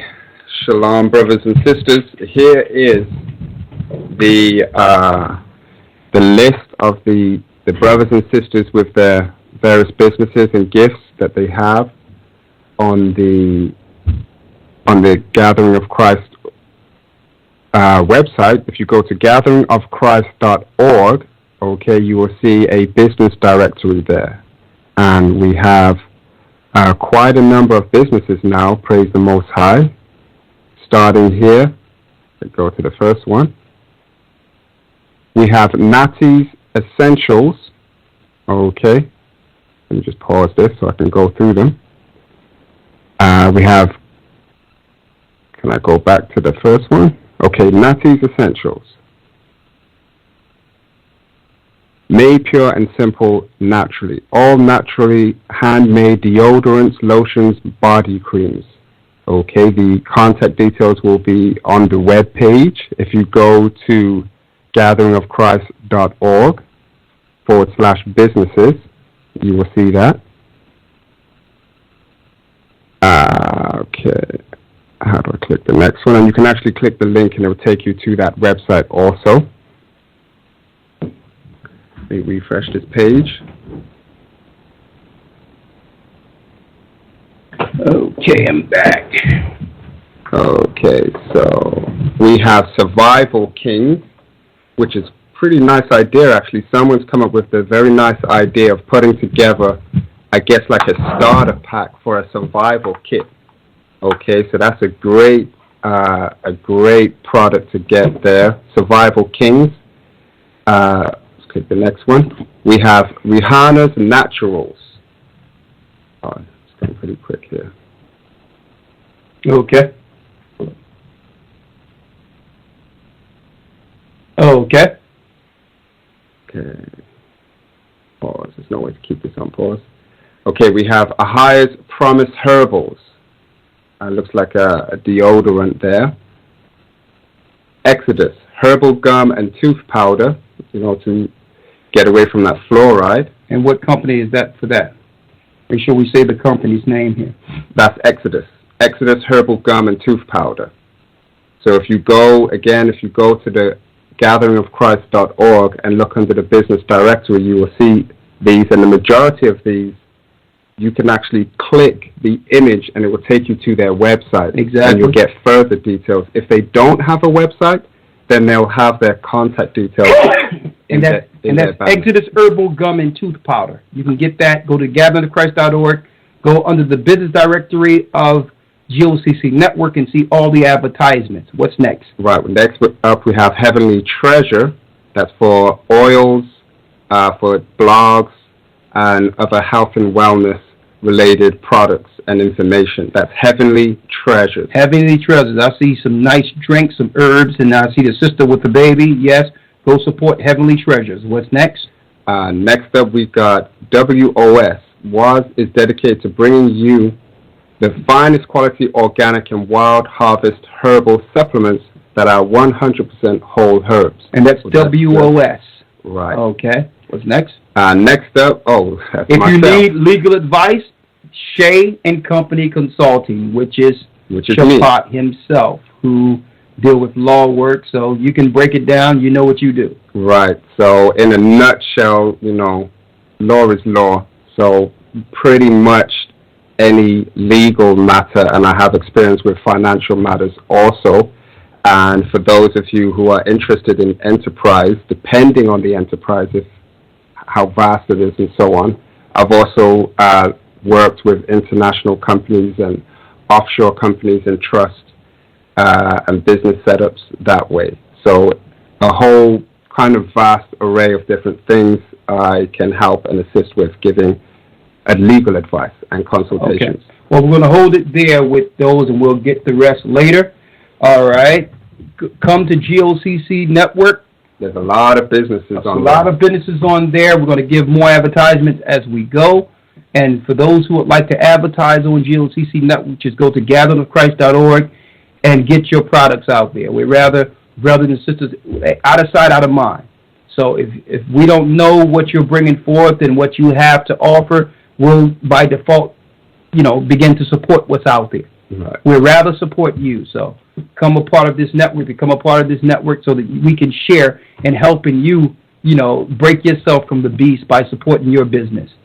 All right. With that, we're going into the subject today was slave traits. How do we break the slave mentality? I have someone here that's viewing us through Ustream. Let me pause this. I'm going to get these first, and then I'm going to get a few that I'm going straight to Blog Talk. All right?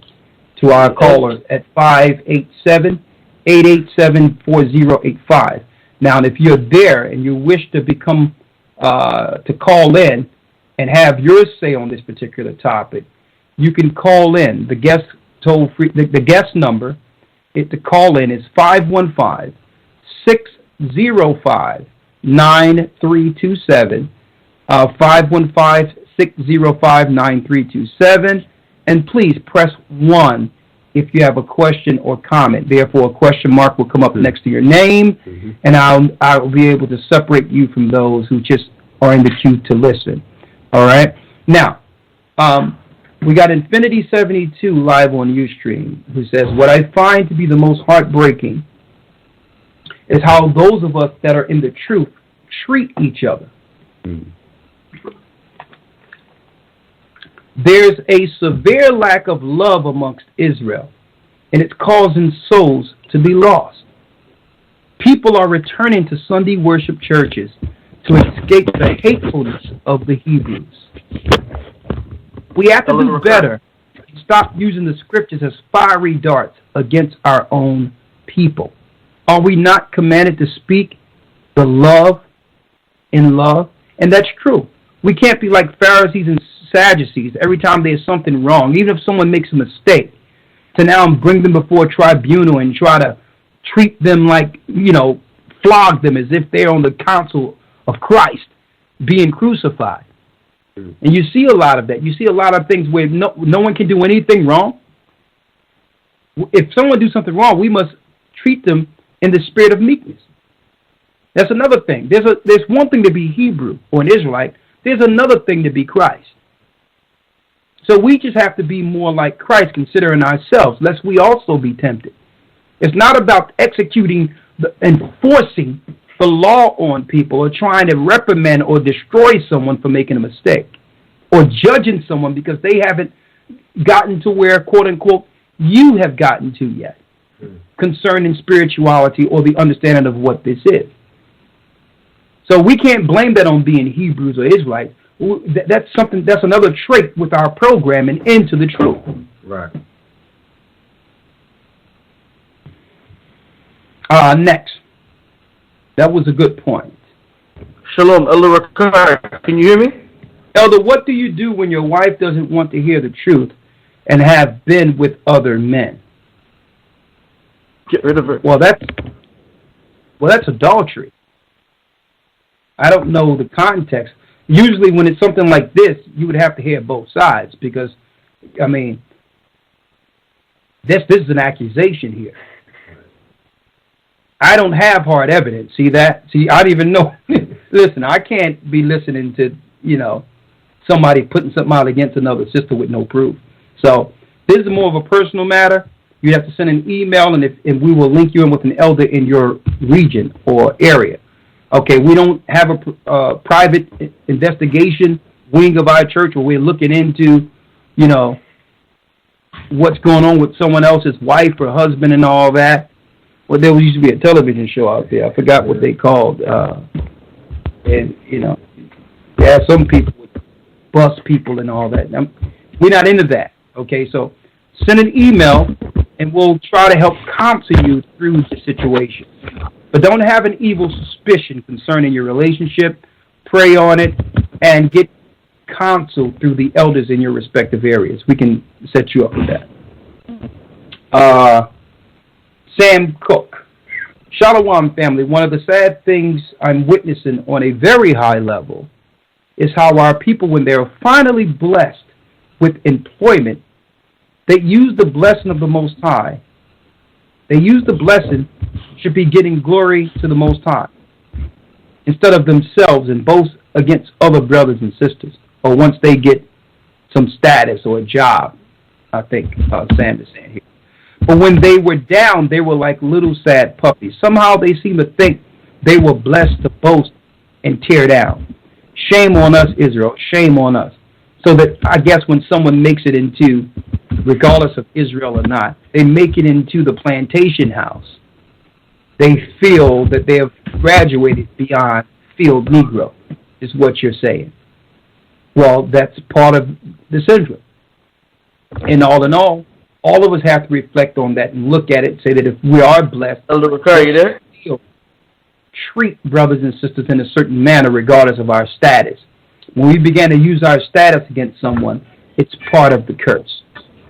All right?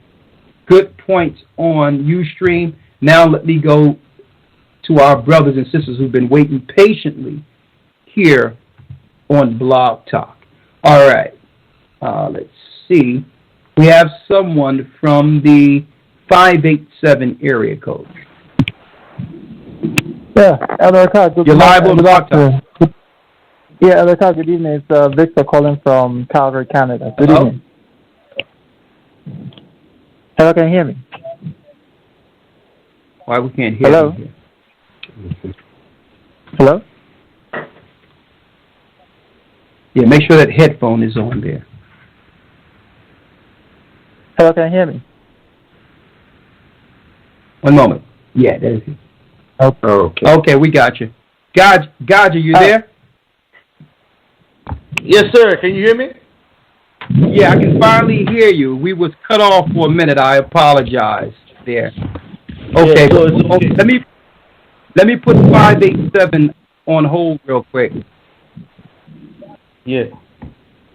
Okay, Gotcha. I finally hear you now. What's going on? Talk to me. I thought I would let you in first before we would open up the calls here. You there? Yes, I'm here. Okay. All right. I can hear you now. I had it off for a minute because the system shut down, but talk to me. Yes. I've sat back here listening to the entire show. I was gonna step out about an hour into the broadcast, but I something. This is a very deep topic right now being discussed. You understand? And brothers and sisters, them who are listening live, and those who are gonna be, viewing it after it goes out, would really need to sit back and analyze themselves through the eyes and say, okay, then, am I perpetuating slave traits, be it knowingly or unknowingly? And let me read a quick scripture here, Elder, before. I'm in the book of Mark, the 3rd chapter, and I'm going to go to verses 24. And it says here, and if a kingdom be divided against itself, that kingdom cannot stand. And if a house be divided against itself, that house cannot stand.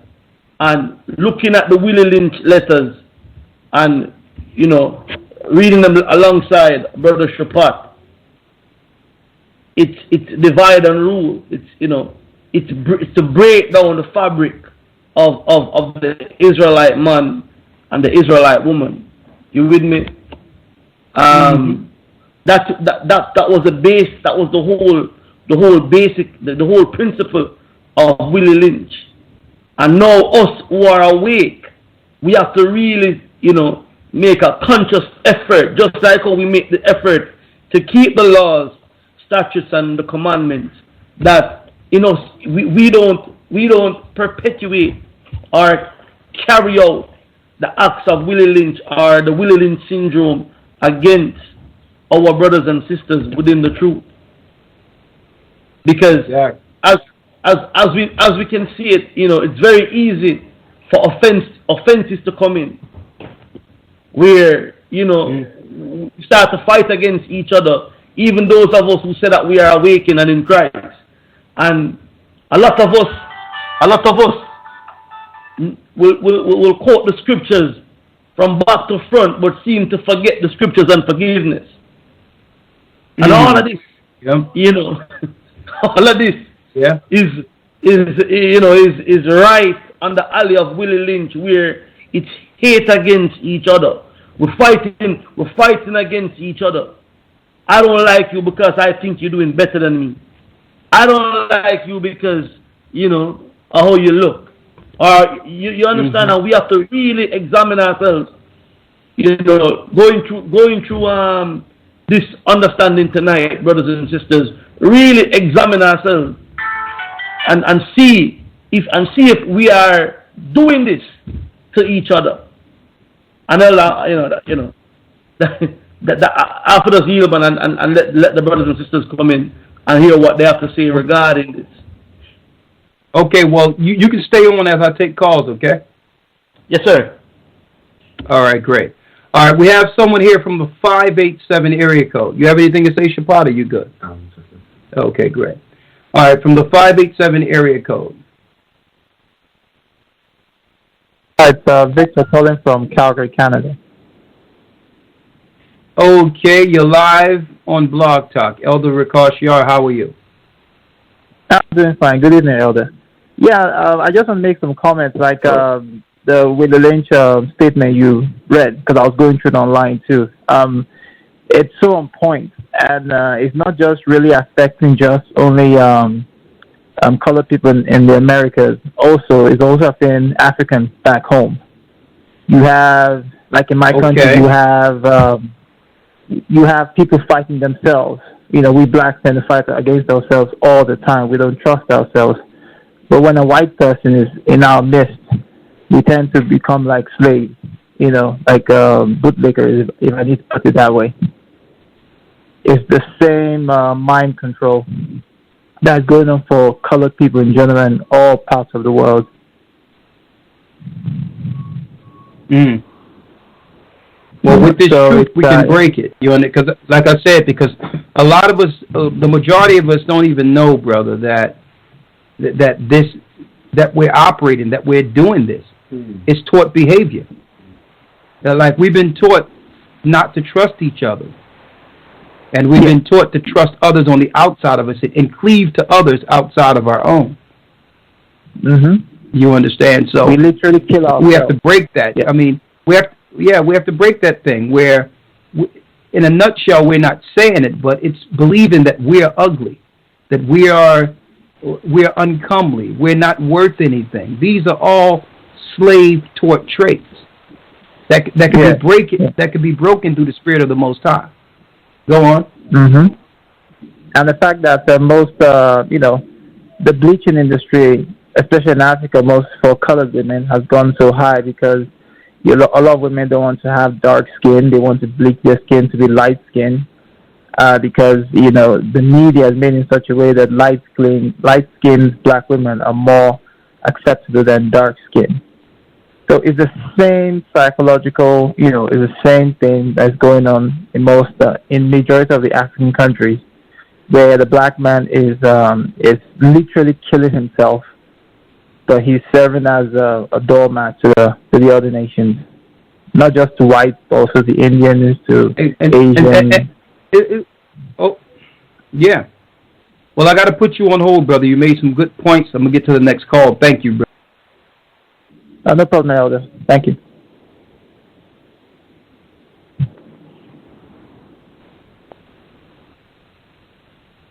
Okay, the brother have made some great points. And keep in mind, brothers and sisters, it's like, I'm going to tell you, I hear all the time where when it comes to the hair thing and the light thing, I hear sisters say out there, well, we have to do this. We have to put hair in that. We have to do certain things to keep up because it seems like the brothers or the people that got something going on are always looking towards other people on the outside of our race, and they want the hair the way it's bought in the store because that's what they're going after.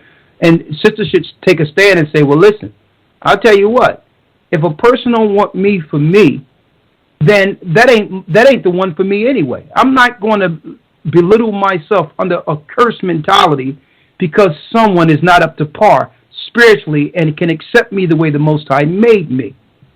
So usually we relegate ourselves and change ourselves for a person that don't respect you anyway, and then they're gone anyway. See? So sisters need to hold themselves to a higher standard. And I know it's tough out there, but hold themselves to a standard and say, this is the way the Most High made me, and if that's not good enough for him, then he don't deserve me anyway. I'm going to be a daughter of Zion. I'm going to have the same hair my mother Sarah had, and Most High is going to send me the person that that will appreciate who I am and what I have to offer. I'm not going to relegate myself or hurt myself strictly for a relationship with someone who don't appreciate a daughter of Zion. It may take a little longer, but guess what? When the Most High do bless you with that relationship, it'll last. Right? Because it wasn't about no shallow outward appearance. They seen what was in you. They seen what the Most High seen in you. It wasn't a facade or you making yourself up just to be accepted. 860 area code. You're live on Shalom, Elders. Shalom, Elders. Great show tonight. All praise be to the Most High. Talk to us. I just thought I'd like to shed some light regarding this topic. It's amazing. I mean, never fails. I look forward to it every Wednesday. that also, like, I like to say that, like, ignorance and lack of knowledge also is two deciding factors that Okay, let's go. perpetuates the slavery mentality as well. And what if I can clarify myself with that, elaborate more on that, is basically like, for example, the Puerto Ricans, which I'm an Ephraimite. I never seen it's almost sad, but it's sad because it's like we have a nation of people that are actually proud to be slaves, not realizing that, our first indication of slavery is our Spanish, when we're taken over by the Amalekites. And it's like, all right, where are we? Our translation in English is called rich port, but that was just a symbol for all the rest of the Amalekites to come down and take and rape, And it's like, Yeah. we celebrate a day, have a parade, and we're so proud. And it says in the scripture that Ephraim is so proud. And it's like, sometimes I wish, we die daily. All of Israel dies daily of lack of knowledge.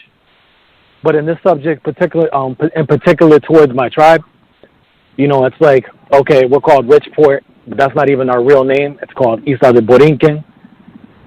And it's like, Borinquen, Boricua is where Ephraim comes from. And it's like, that, it's been relegated to another name. And yet our people are celebrating and they're so proud of their slavery, not even realizing that we're slaves still.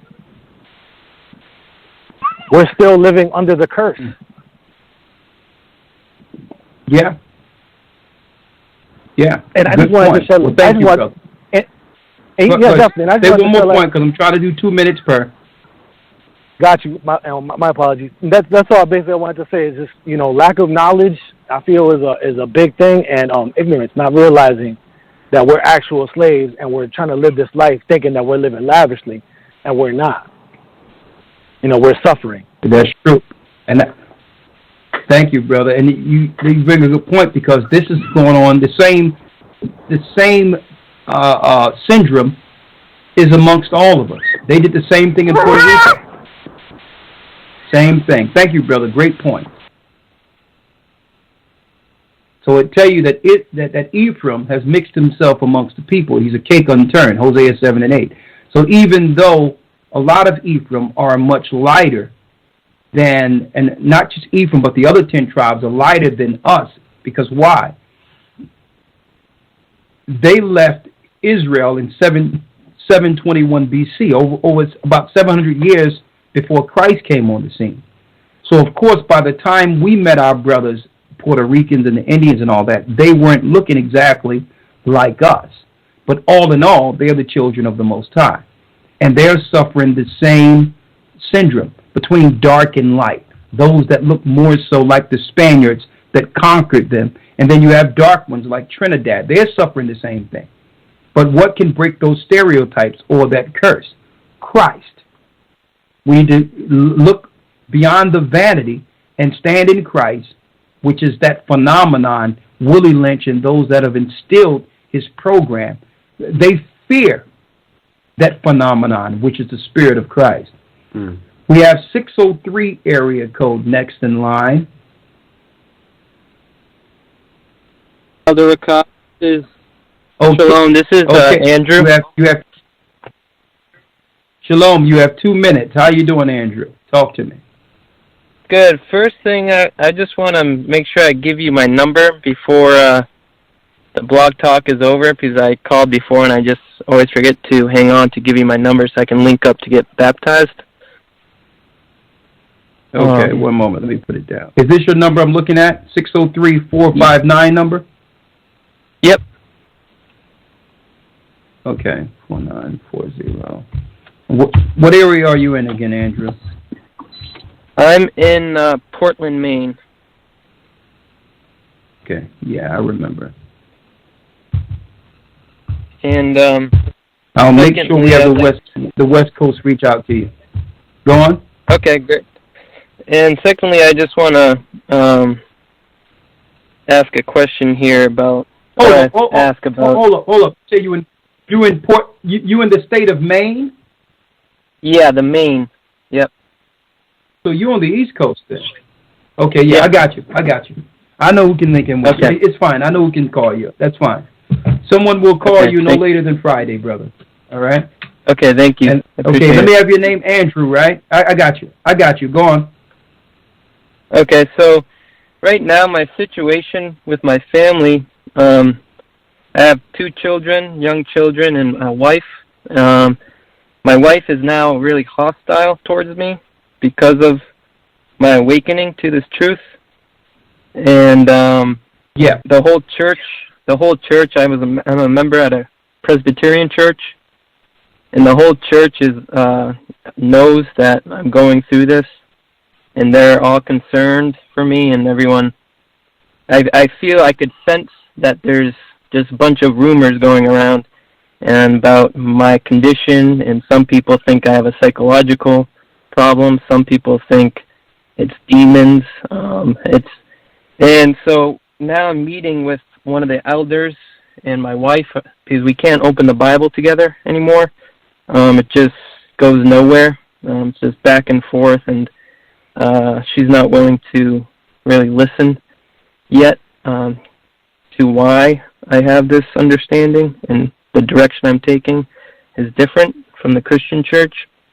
And so I'm meeting with the elder, and he's going to sit in between me and my wife speaking, and I want to let my wife know why I have these convictions and why I must follow the laws unabated, and why I'm just going to take this direction.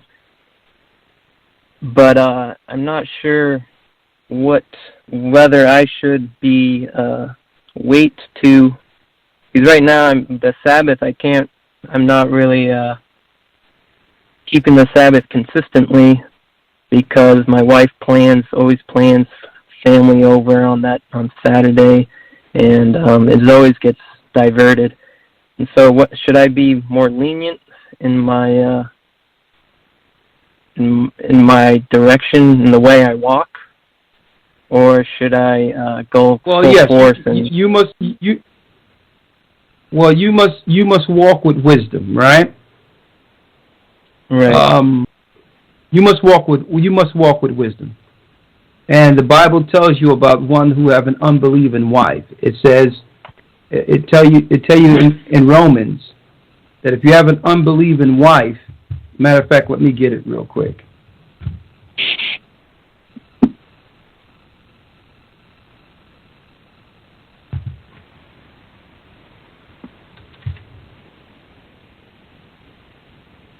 Okay. You got that real quick? Get Romans 9. You're referring to 1 Corinthians 7, Elder Rawchaa. Yeah, 1 Corinthians 7, that's the one. Grab that for me real quick. Yo. Put it on hold for me, Gadja. Gadja, put it on hold for me, please. You have it? Read it. 1 Corinthians 7. Come on. 7 and 1? Yeah. No. Jump down to the unbelieving husband, yeah. 1 Corinthians 7, that's it. 1 Corinthians 7 and 6. Read it. But I speak this by permission and not commandment, for I would that all men were even as I myself, but every man have his proper gift of the Most High, one after his manner, and another after that. I say therefore to the unmarried and widows, it is good for them if they abide even as I. But if they cannot contain, let them marry, for it is better to marry than to burn. Go up to the 10th verse. And unto the married I command thee. And unto the married I command, yet not I, but the Lord. Let not the wife depart from her husband. Come on. And if she depart, let her remain unmarried, or be reconciled to her husband, and let not the husband put away his wife. Read. But to the rest speak I, not the Lord. If any brother have a wife that believeth not. That's you. If you have a wife that believeth not, and she be pleased to dwell with him, she still love you and want to be with you. Read. let him not put her away. Let him not put her away. Read. And the woman, which hath a husband that believeth not. So that doesn't pertain to you because you believe. But the whole thing is you have to understand that right now, she's going to deal with things spiritually the way she's been taught until the Most High opens her eyes. What you can't do is try to impose on her what she don't understand at this time. So you know what she do on Saturday. She didn't receive this truth. You received it. So you have to let her be, love her, and have your prayer cover her until she can see. Right now there's a conflict. So you have an unbelieving wife right now. So you can't fight against her because why? It's like two enemies in the same house. It's like an enemy in your house. So you have to give wisdom and understanding. You must give honor to her as a weaker vessel right now. She's weak, and right now she's vulnerable to the point where if you don't handle this correctly, you may lose her and your family forever. So the way you have to go to is like, listen, I understand what you're seeing here is a phenomenon, and it looks crazy. Let her know that. But say, listen, this is my journey. This is my journey. I love you, and you need to work with me through this journey. But keep in mind, I'm not going to break the Most High's law, but everything I'm doing is according to the Bible. And I'm going to ask you to respect my walk as I respect yours. And as long as what you're doing is not breaking the law of the Most High, and it's not imposing on my walk, I'm willing to be patient and work with you, and deal with some level of compromise until the Most High bless you to see what I see. But I'm not going to go against the God of this Bible. So that's what you have to let her know. You have to let her know that, yes, you have to let her know. The prophets, people thought the prophets were crazy. They thought Christ was crazy. That's the whole point, that you're not of this world. You're not going to be accepted from this, by this world. But have her know that you understand how she's viewing you. So I have your number. We'll call. I'll make sure you do receive a call. All in all, it'll be outside of it. But don't be so gung-ho to the point where you lose your family by a lack of wisdom. Okay? You need wisdom on how to deal with it. All right? I will. I look forward to the call. I'll speak with you soon. Thank you. You'll receive it. All right, shalom. Shalom. Okay, we have someone on hold from the 443 area code. One moment. Hello, shalom. You're live on Blog Talk. Shalom, you're live on Blog Talk. The topic, I can hear you loud and clear. The topic is slave trade. You're on. Yes, 2 minutes. sir. Okay, just want to say, Elder, all praises be to the Most High for you all, for the elders. Sister Rawchaa here from GOCC, Philadelphia. I just want to thank you for the work of the ministry that you do for the Most High.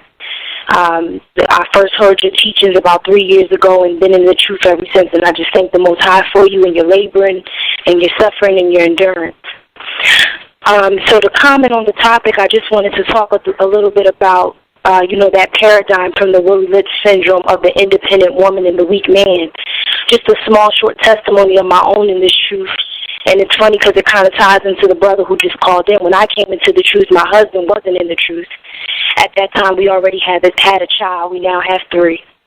And it was a battle within my home. And what I noticed about myself after some chastisement was that I was suffering from that very curse that we were just reading about, of having that independent mindset of saying that I was in control, I ran things, I made the money, and I always talked down to him, and I had an anger towards him, just like the scripture prophesies in the Apocrypha about a woman being, having resentment if she has to carry her husband. But all in all, I realized that I was wrong, because that was a part of that was all a part of the the paradigm, the program. And I just want to say that this truth definitely does have the power and the ability, to break that paradigm because all praises be to a higher. My husband is now baptized in the truth and striving to be a righteous man of the Most High, breaking those paradigms and that oppression that was against him, fighting to be the provider for his family, doing things to establish himself and have a stable home. And I also want to mention that the counseling of the elders, Elder Rawchaa, Elder Gabar, also, helped him. They're raising him up to be a man before my eyes, and that only puts me in a position to say that I have to fall back into the roles of a woman, as the scriptures say, being under my husband. And I think sometimes as a woman it's hard, along with the program, and because the men are oppressed, to see them as greater. But I just thank the Most High for the truth and giving me the ability to see that my husband, can be greater than what they told me he can be, that he can be a provider for his home, that he can be a leader to our family, that I can trust in him to protect us. And I just wanted to give my small testimony to encourage those who are out there, and also some single sisters who view the men as weak. Just be careful because, the Most High is raising them up. Don't count them out just yet, and have patience with them.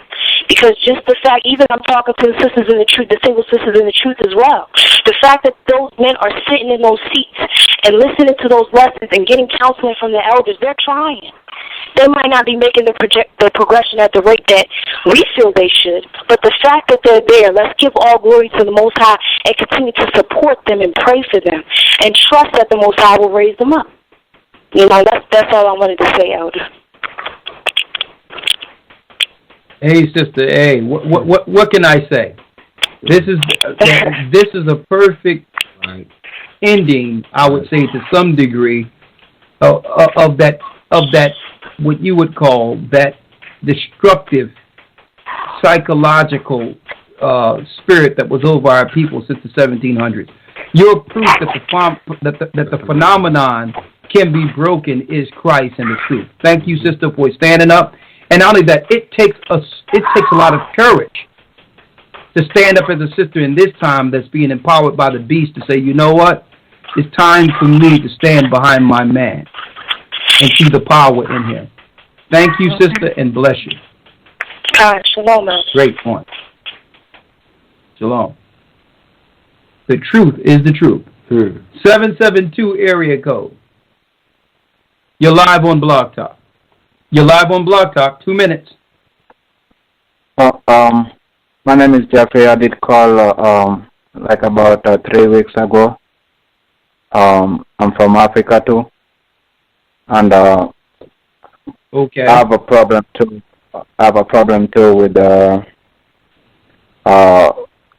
With my wife, and always something ran on my mind, like the way the scripture says that Gentiles cannot be married with the chosen ones. And with me, when I look myself, I'm from Kenya, but with the history, with what we're being told that our forefather did migrate from River Nile all the way down, and we were a different tribes. But when we see, brother, listen. I don't know if there's a language barrier, what the case is, but we have 2 minutes per call, so I need you to get straight to it. Okay. The thing is, what's the issue? The issue is, I'm in truth, and I'm trying to figure out what's going on, because my wife, she doesn't want. She's a Jamaican, and she doesn't want to get into the truth. And with her family, they came against me until right now. They left. They separate me with my family right now, and okay. So yeah. What you're saying is you have the truth, And because you don't want to deal with the paganism and the stuff you were dealing with before when you met her, she left you. Right. Right. Okay. Let's go back to Corinthians, the 7th chapter. Okay. Hold up real quick, because here's the answer to that. Okay. About the unbelieving wife, if she depart. Mm-hmm. Read it. 1 Corinthians chapter 7 and verse 12. Go on. Verse 11, sorry. And if she depart, let her remain unmarried or be reconciled. Go before that. Verse 10. And unto the married I command, yet not I, but the Lord, let not the wife depart from her husband. And if she depart, let her remain unmarried or be reconciled to her husband. So either she'll be unmarried or be reconciled, the unbelieving woman, wife, to you. Read. And let not the husband put away his wife. Go on. But to the rest speak I, not the Lord. Go on. If any brother have a wife that believeth not. If you have a wife that believeth not. And she be pleased to dwell with him. But she want to be with you. Let him not put her away. Go on. And the woman which have an husband that believeth not. Go on. And if he be pleased to dwell with her, let her not leave him. Go on. For the unbelieving husband is sanctified by the wife. Go on. And the unbelieving wife is sanctified by the husband. So the believer cleanses the relationship. Read. Else were your children unclean, but now are they holy. Go on. But if the unbelieving depart. But if the unbelieving leave, like you just said, brother, read. Let him depart. Let that person go. A brother or sister is not under bondage in such cases. You're not in bondage in such cases. Why? You don't have power over her decisions. If this is not the life she wants, and she wants the life of this world, there's nothing you can do about that. That's why Christ said, remember Lot's wife. She looked back because there was something in her that still loved that wicked Sodom and Gomorrah. Christ says in Matthew 10 and 34, think not that I've come to send peace on earth. I came not to send peace, but a sword. That's Christ severing those that belong to him from those that chooses the world. For I am come to set a man at variance against the father, and the daughter against the mother, and the daughters-in-law against her mother-in-law, and a man's foes shall be they of his own household. That only applies when you have someone in the house that don't want to follow the truth concerning Christ. That's Christ bringing the sword.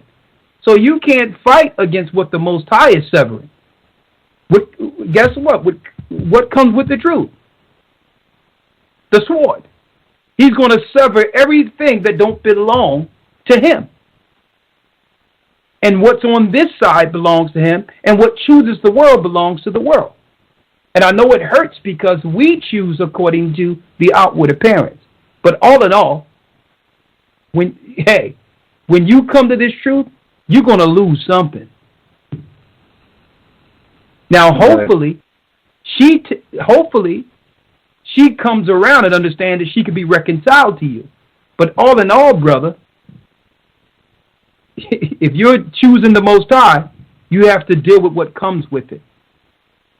Or you're going to have to acquiesce and bow to the God she serves. That's the choice. No. All right? But right now, this is what the scriptures say. You must stand in it, stand with the Most High, and if it was meant for her to be with you, pray that the Most High bring her back. Yeah, okay? all less. But if it's not, but let his will be done. But in the meantime, this time is not for you to be holding your head low. It's not time for you to be sulking. This is your time for you to connect with the Most High who have you alone. This is a fast period for you now. You're all alone. It's just you and him. And guess what? This is the best time to deal with it. All right. I'll just be myself. I always be by myself on the Sabbath. I didn't want to congregate on a church. I'm from Florida, for St. Lucie. Okay. Well, I have your number here. Let me have your number again. I mean, your name.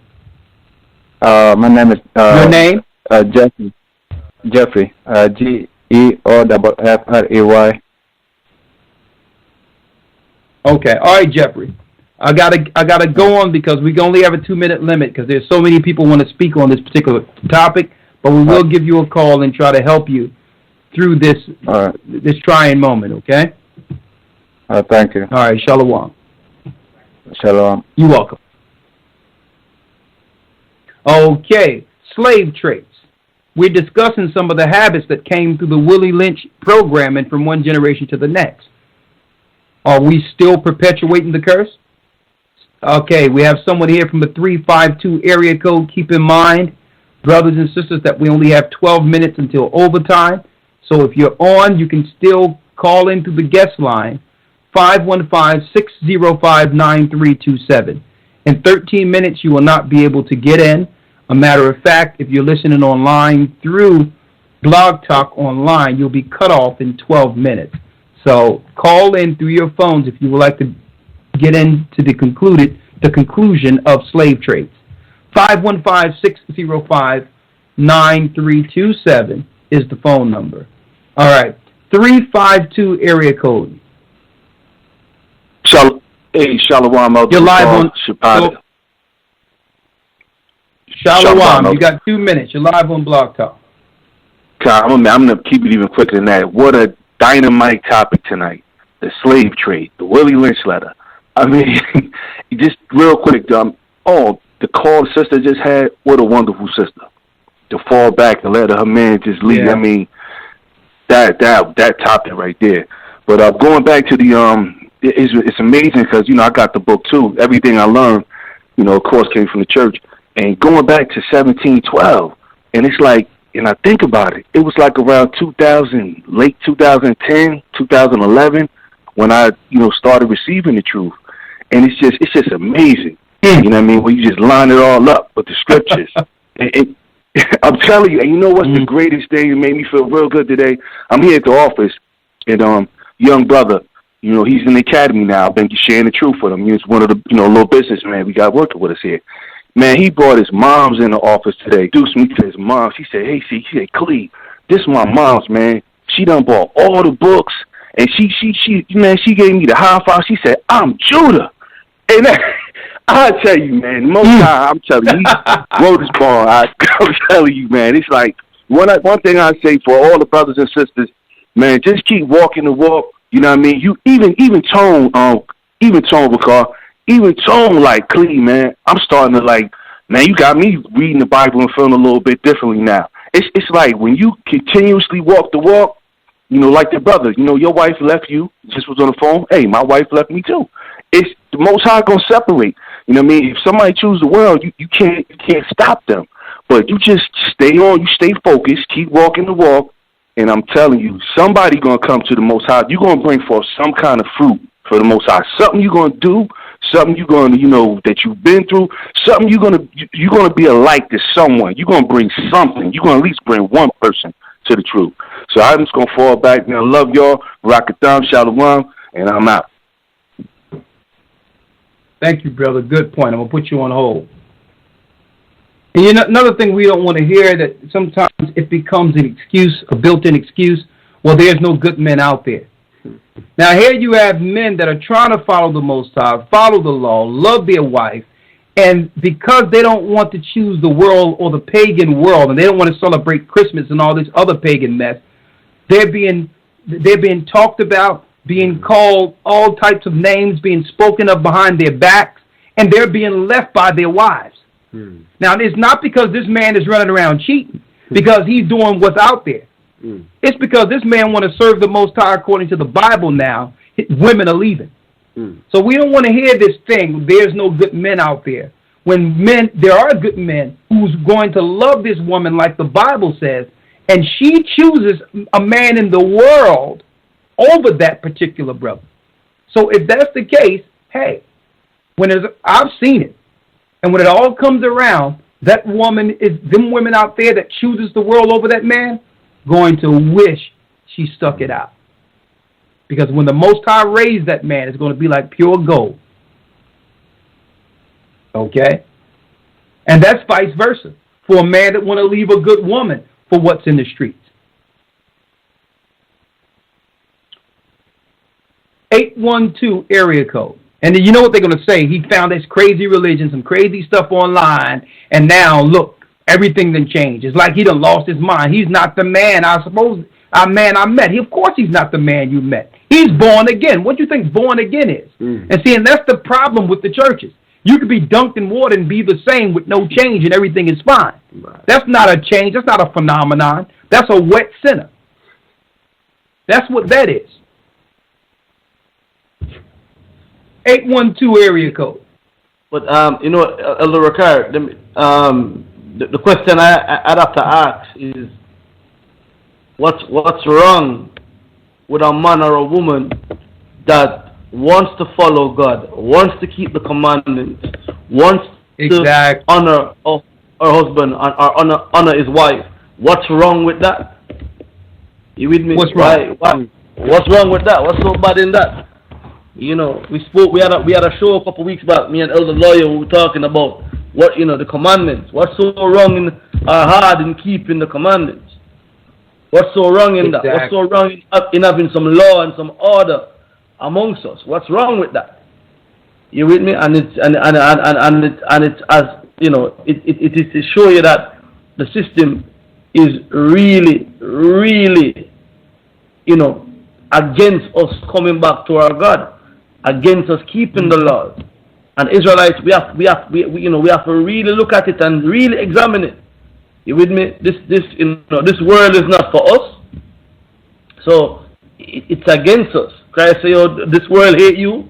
Know that it hated me first.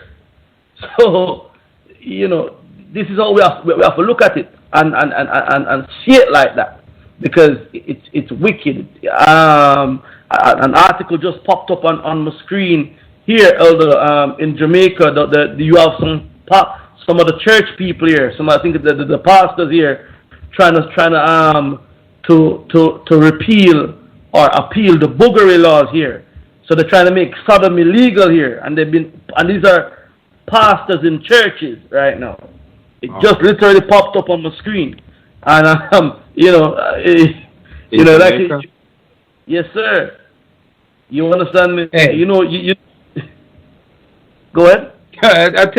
I'll tell you what though, and I'm listening to this. I'm listening to all the people that brothers you saying, well, my wife want to leave, and all this. And let me tell you, why do you think Christ said, "Remember Lot's wife"?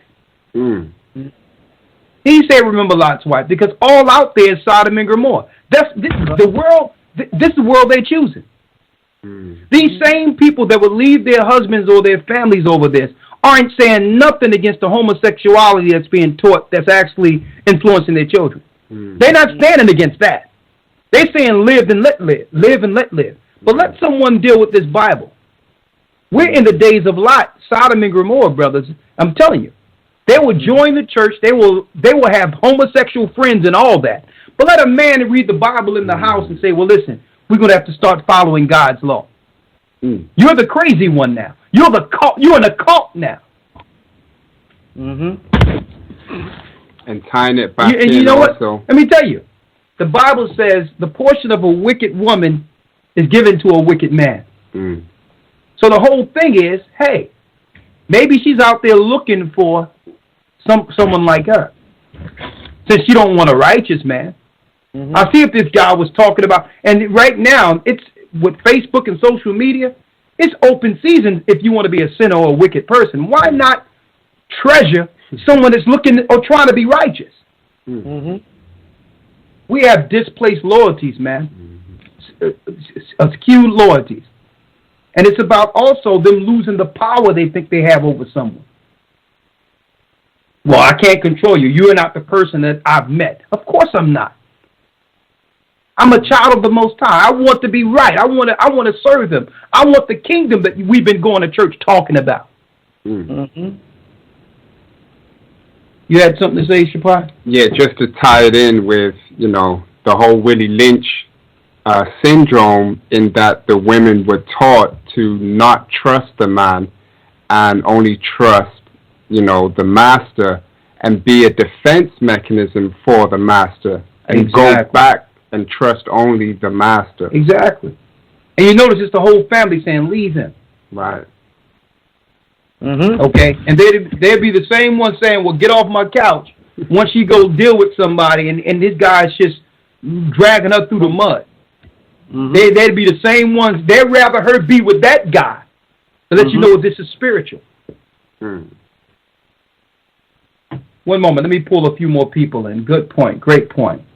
All right. We have someone here. Who was last? 352? I think 352. We have 812 area code. We have 2 minutes. We're going to do about 10 minutes overtime, okay? We're going to take this into overtime. Slave traits. You're live on Blog Talk. How do we overcome our slave habits? 812. 812. Going Shalom. once. Going twice. Shalom. Okay, you just made it. Shalom. Shalom. I just had a question in general. I was watching in the media, they have a story out about the teenage boys in Florida that watched a young man drown. And I just been watching how it seemed like it's kind of, to me, like it's almost like it's kind of meant to kind of divide our people. And I just kind of wanted to know what you think about that, because it's like I'm seeing a lot of different reactions from it, even though I think it was despicable, but it seems like they're trying to bring up charges on them now. Like before they were saying that it wasn't going to be charges, but now they're going to press charges. Just kind of want to know your thoughts on that. Do you think it has anything to do with the skin color? I don't know. But anyways, great show tonight. Well, Shalom. Shalom. Well, sister, I'm sorry. I haven't heard about the story yet. I've been consumed in getting this particular program together. So I'll probably see it later. You familiar with it? A little bit. Okay. What you got on? I think part of why it's, I guess, promoted in the media is what the sister's talking about. That's one part of it. But with everything they do, it's many reasons why they promote a story. It's part of their program and zone. Right. And I think one of the additional things as to why it's being promoted in the media, that particular story, is exactly the other point the sister's saying, and that is now charges. They're trying to bring charges. And the undertone to that is that now laws will be on the books, okay, you'll be criminalized if you don't report, say something, see something. Exactly. It falls under that thing, yeah. The say something, see something thing, right? Okay. Right. Well, I got to look into it. I haven't heard it yet, but anything the media is trying to promote is usually for their own agenda. They could care less. As far as they're concerned, they would rather drown every one of us in the neighborhood. Mm-hmm. They don't care if all of us die. So this is a story that they can use for their agendas of pushing, say something, see something. Right. And it's also showing on one level, I don't know what's going on because I haven't seen it, but it could be showing on one level the desensitizing that's going on amongst our people. Right. Where no one cares about anything to the point where, because we've been so detached with our computers and phones that the real life really doesn't matter anymore. Right. But good point. But you had something to say before that, after that? No, sir. Great show. Shalom, guys. Shalom, and thank you. And thank you for giving me some insight on this news. I'm going to look into it. Bless you. Okay, we're coming into the last 10 minutes, so I'm going to go 1 minute per call, starting with 413 area code. Shalom. Hello? Shalom, you're live on Blog Talk, slave traits. Talk to us. Shalom, Elder. The subject that you're speaking on, it has a vast coverage that maybe like we're all not aware of, as well as medical education. of course, socially, but like I just want to make a point on medical. Like a lot of our people, when they go into hospitals, they give them all kinds of stories about what's going on with them and how they're dying. And if they don't get this medication, they're going to die. Now, usually these people are either foreigners or Caucasian people that's giving these diagnoses. And when an Israelite is in the hospital and they're trying to explain to these people that they don't take these things, that they don't deal with things like blood transfusions, certain medications, and things like that, they argue the point that that they need these medications and everything like that. As well as then they get the family involved, and some of the family that is not believing in the truth put more pressure upon the family. And when that individual is trying to explain to them about the truth as well as about what's going on with them medically, it's like an uphill battle all the way. Well, that's the way it is. I don't trust anything they're saying. And when they try to claim, well, if they don't take this, you're gonna die. Well, there's a certainty when you're born. Yes. Eventually, one passes away.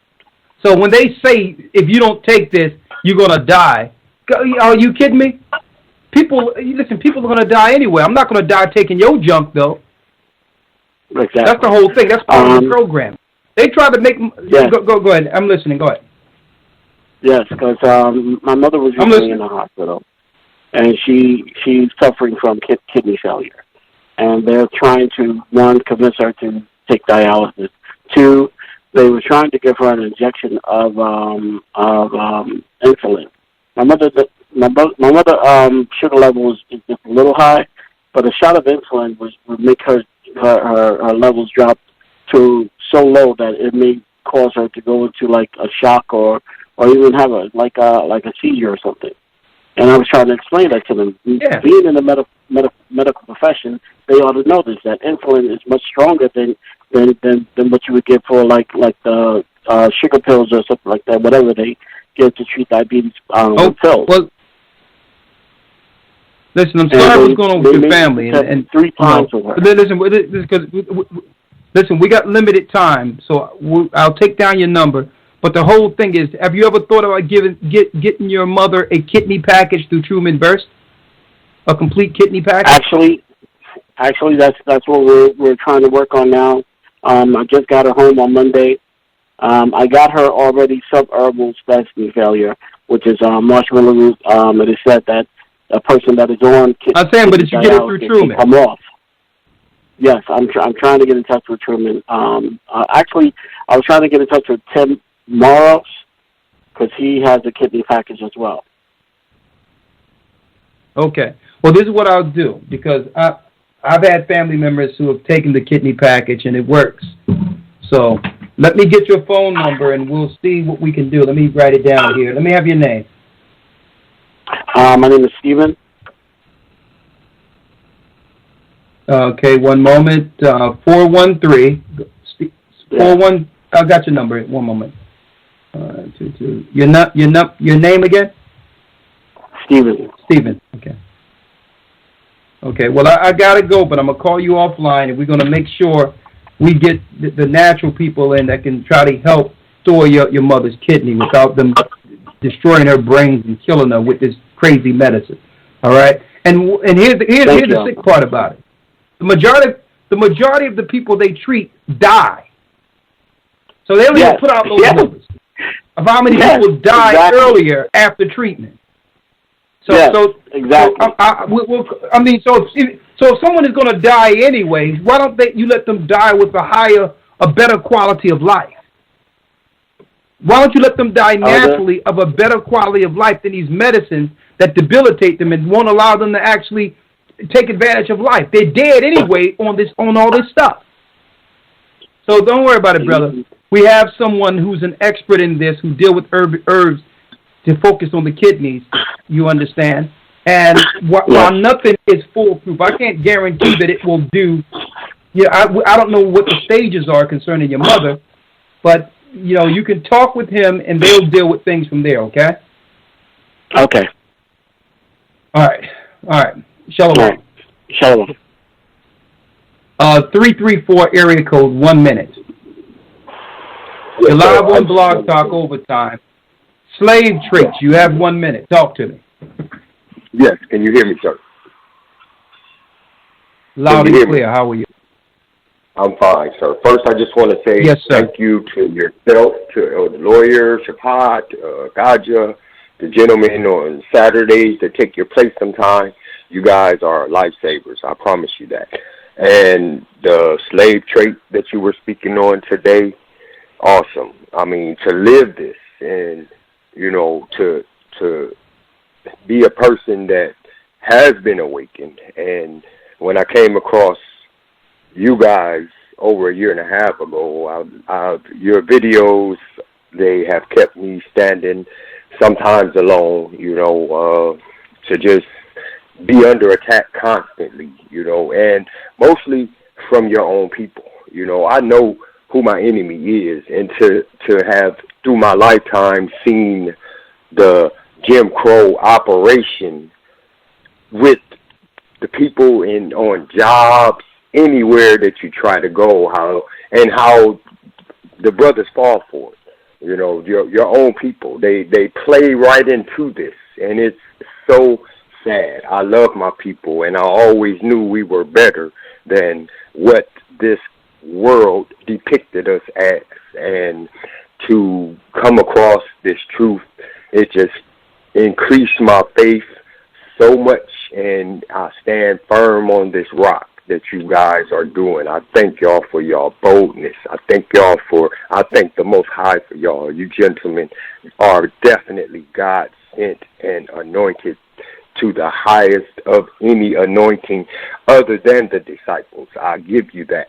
And I just want to say thank you, and just listening to you guys just makes me stand firmer no matter what adversity I'm dealing with, because I know, like you told everybody else on that phone, that when God is ready, the Most High is ready to move in my life through all of this. There's a treasure here, and I know that. And I just want to say, I love you, brothers. I love y'all, and keep doing what you're doing.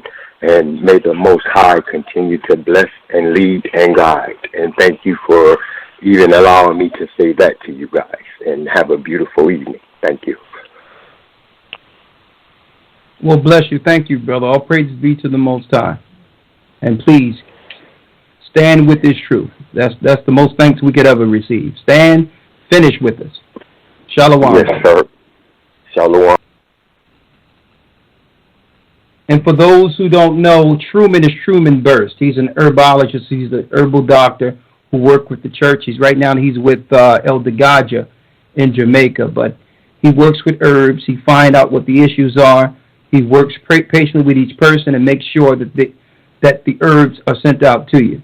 You understand? And of course, after years of our bodies being broken down through all these synthetic drugs and all that, it takes time for the herbs to actually work.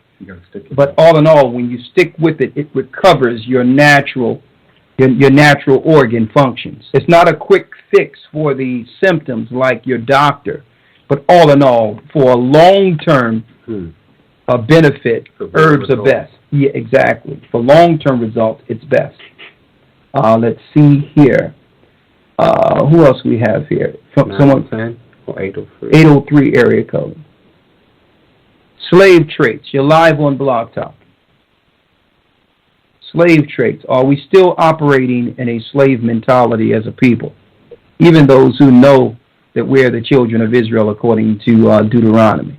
You're live. Going once. Going twice. Gone. 910 area code is next. Next. You're live, Blog Talk. Slave traits. How are you? 1 minute. Fine. Okay. Am I on? Elder? You're live. Oh, yes. Okay. I wasn't sure. Hi. I know I have 1 minute. I just wanted to ask your opinion about Cuba. About 30 years ago, I was in the Navy, and there were two guys there that was from Cuba. And they just out the blue brought to my attention that I should go there, that Fidel Castro would not put up with the light skin against dark skin, everyone was pretty much forced to get along, regardless of the skin tone. And then I had the opportunity to go to Guantanamo Bay, and I just felt so at peace there. It was like being in paradise. So now getting posts that are allowing people my age and over, I'm 58, to take a trip to Cuba and tour to Cuba. And I didn't know if you knew anything about us being in that country, because I'm thinking maybe one day to retire there. Okay, well, that's your option as far as going to Cuba. Our people Manassas there. You understand? That's a personal choice. But as of now, when it comes to migrating and going to certain areas, that's an entirely different conversation. That's through a church. Okay. You would have to operate with the church if you are looking to migrate where the churches are established. You understand? Okay. But if you feel Cuba is a place for you after going there and traveling, that's a personal choice. You know, hey, if it's better for you, I mean, yes, that's your choice. Okay. I can't really give an opinion on that, even though our people are there. Hopefully, we can open up and spread the word there. But I can't give advice on a place I've never visited. That's one of the places. Who knows? Maybe I'll be going there soon. But I haven't visited there myself. I've been more so in Europe, in the East, in preparation for what's about to come.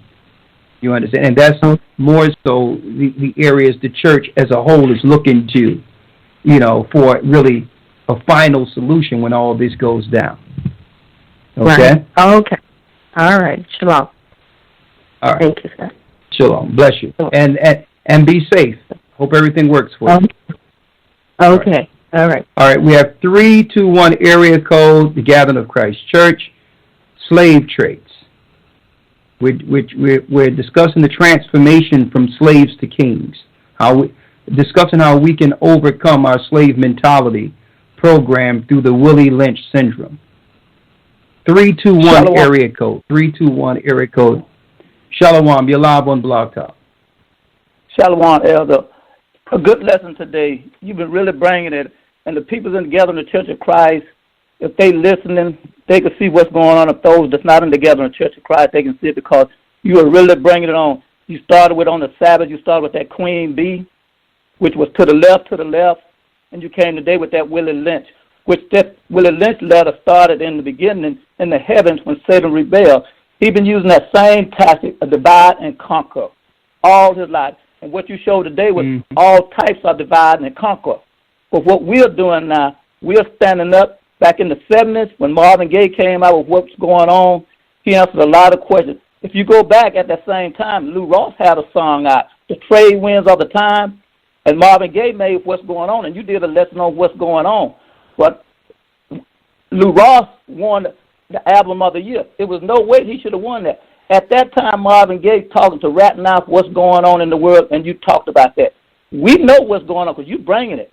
And all I tell people right now, they need to wake up and realize what we are dealing with. We've been given the greatest message to carry out, the greatest thing to be carried out in the history of mankind is to take this work to the world. First starting with the Jews, then the Gentiles.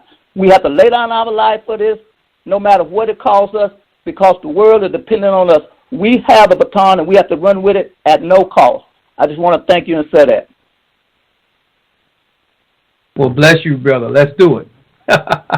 Shalom. Hey, Shalom. I hope you're ready. Hey, we ready. We doing it. Bless you. Boy, this man, he's a motivating factor tonight, and we ready to roll. We ready to go. 601 area code. Slave trade. Yes, sir. Slave trade. Have we overcome the Willie Lynch syndrome, the crabs in the bucket syndrome? Talk to us. Yes, I got a quick comment, quick question. Comment is, I know when I came into the truth, try to, show my family these things, I was demonized, have even my own aunt, call me to Satan, and, I had my sister sending me things about Jim Jones. I guess he was a cult leader back in the day. or something like that, and it seemed like, when you explain these things to people, well, Jim Jones, they understand. Jim Jones was actually real quick. I don't mean to interrupt you. Jim Jones was actually a CIA agent. He was actually paid by the government, so he was an agent. So what they're talking about don't even apply. It's as if they put that out there at first with their own agents to try to thwart what they knew the Most High would do in separating our people from this slave system. So they knew our people would begin to go back, and the Most High would begin to open things spiritually with leaders telling brothers and sisters that this is the place of our captivity. So now they got this crazy Jim Jones thing in place from this white, crazy, out of his mind Christian that was coked up, and try to use him as the example, to actually put a bump in the road concerning a great awakening by Christ himself. It's utterly ridiculous to compare what we're seeing today with the white cokehead that was back in the 70s. This is absolutely ridiculous. If anything, where was the stance with people when it came to that guy? That's more so proof that they trust the white man over their own people. The black man didn't take you out there and have you drugged all out of your mind and killing you and your family. That was a white cokehead that was a part of the CIA. And then they'll use that as an example to actually demonize their own people, to show you the Willie Lynch program is in full effect. What we're dealing with in this truth is so far away from a white cokehead in the 70s. I mean, it's incredible. It's like, do you even understand that this comparison is not even, on the same star here? Okay, let's see. Black people who realize they're the people of Israel came over on slave ships, following Christ and saying that we need to follow the laws of the Most High and separate ourselves from the satanic imposition against us that are teaching us to be lawless, and that have ever, since the beginning been against us and our destruction. That's on one side. And we got a white evangelist from down south snorting coke, hired by the CIA, with no scriptures at all, going into a remote place to take some black people, in another country. I mean, give me a break. Go ahead. I'm sorry. You can have your time back. Okay. My sister was sending me things about Jim Jones and stuff, and even with my wife, she's brand new to the truth, and I was in the truth a little longer than her, and even her family was doing the same thing to her, talking about some cults and all that, her family members calling her, and, things like that. And my question was, I know that you bring out about the truth. Are you there? Where did you go, brother? Is he back? Are you back? Hello? Okay, come on, we're with you. We're holding on. Come on, you only got a couple of minutes. You got less than a minute. All right. What I was saying was, I know you were bringing out about the killer vaccines and stuff, and that the government trying to make them mandatory and try to take your children if we don't give them the vaccine. So what should we do if we run into that situation to where, they want to take our children? What should we do on that, with the vaccine? You have to look into what your rights are. Okay. What your rights are in that particular state. What is called again? What the informed consent? Yeah, and it's called informed consent. Every state has Every state has informed consent where you can say, well, listen, I'm not disagreeing with this, but I need to have information on the side effects by experts to make a educated decision under informed consent. Right. You understand? And through that, they cannot legally force you because it's legally on the books that you have the right to research the pros and the cons of the vaccine. So you let them know that you just going to get informed consent for experts to give both sides on whether or not vaccines is good for your house. Legally, they have to give you that time and that space for informed consent. While you're dealing with that time and space, what now you do is look for areas of exemption for your state. Get exemption forms. You can go to experimentalvaccines.com and download the exemption forms for your particular state, you understand, to protect your children. Go to experimentalvaccines.com and look at your state, download and print your vaccine your exemption form. And for whatever reason, under one of those exemptions, be it your personal belief or whatever the case is, you will be able to protect your children legally from the killer, death, cancerous vaccines. Okay? All right, thank you, Elder. You're welcome. Sorry, if I can add just one small caveat, those exemptions as well. Be very careful as well with some of these exemption forms. I forgot the team on YouTube that actually put this out there with some of these forms in a nutshell. It makes you where you criminalize yourself. Exactly. So be careful of the wording of these exemptions. If it's worded in a way to say, I confirm that I will be held negligent or take fault in any sicknesses. Anything that would put blame on you, cross out. Cross it out. Redact that before you sign it. Exactly. And make sure when you redact it, you put your initials beside that. Right. Or you could write after you redact it, I disagree with what I just redacted. Right. And then you can initial that. Exactly. All right. 917 area code, slave traits. You're live on Blog Talk. Going once, going twice. We're dwindling down. We have one more with a question mark behind. Hello? Okay. You almost didn't make it, sister. You got it. Hello, you're live on Blog Talk. Slave traits. Hello, elders. Shalom. Hello. Shalom. How are you? Shalom. Great, thank you. I was listening to the Willie Lynch presentation. This is very, very helpful because when I first got into the truth and I got one of the copy of the Willie Lynch, and I made sure that I work with this thing all the time in my book bag and always studying it and see where I fall short and also how I can help my family not to fall under the curse. And also, not only that, I have another book also that says Breaking the Curse of Willie Lynch.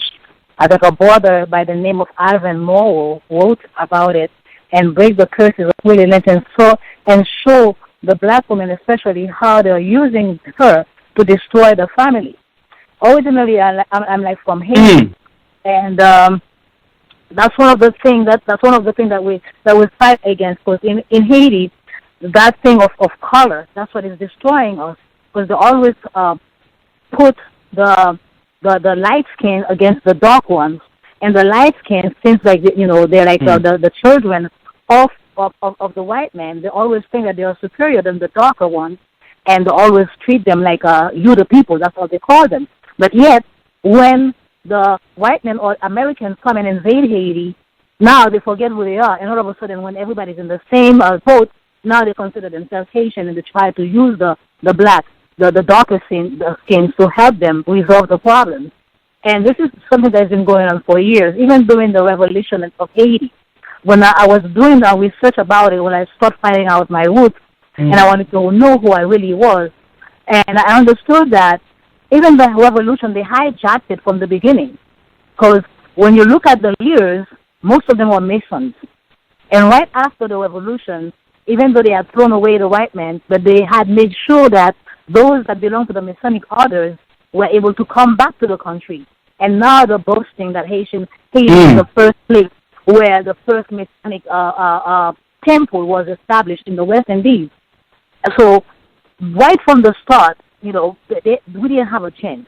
And that's why, most of the time when people are boasting about the Haitian Revolution, once I understand the truth now, I see that we were not really free, because mentally and physically we were still slaves.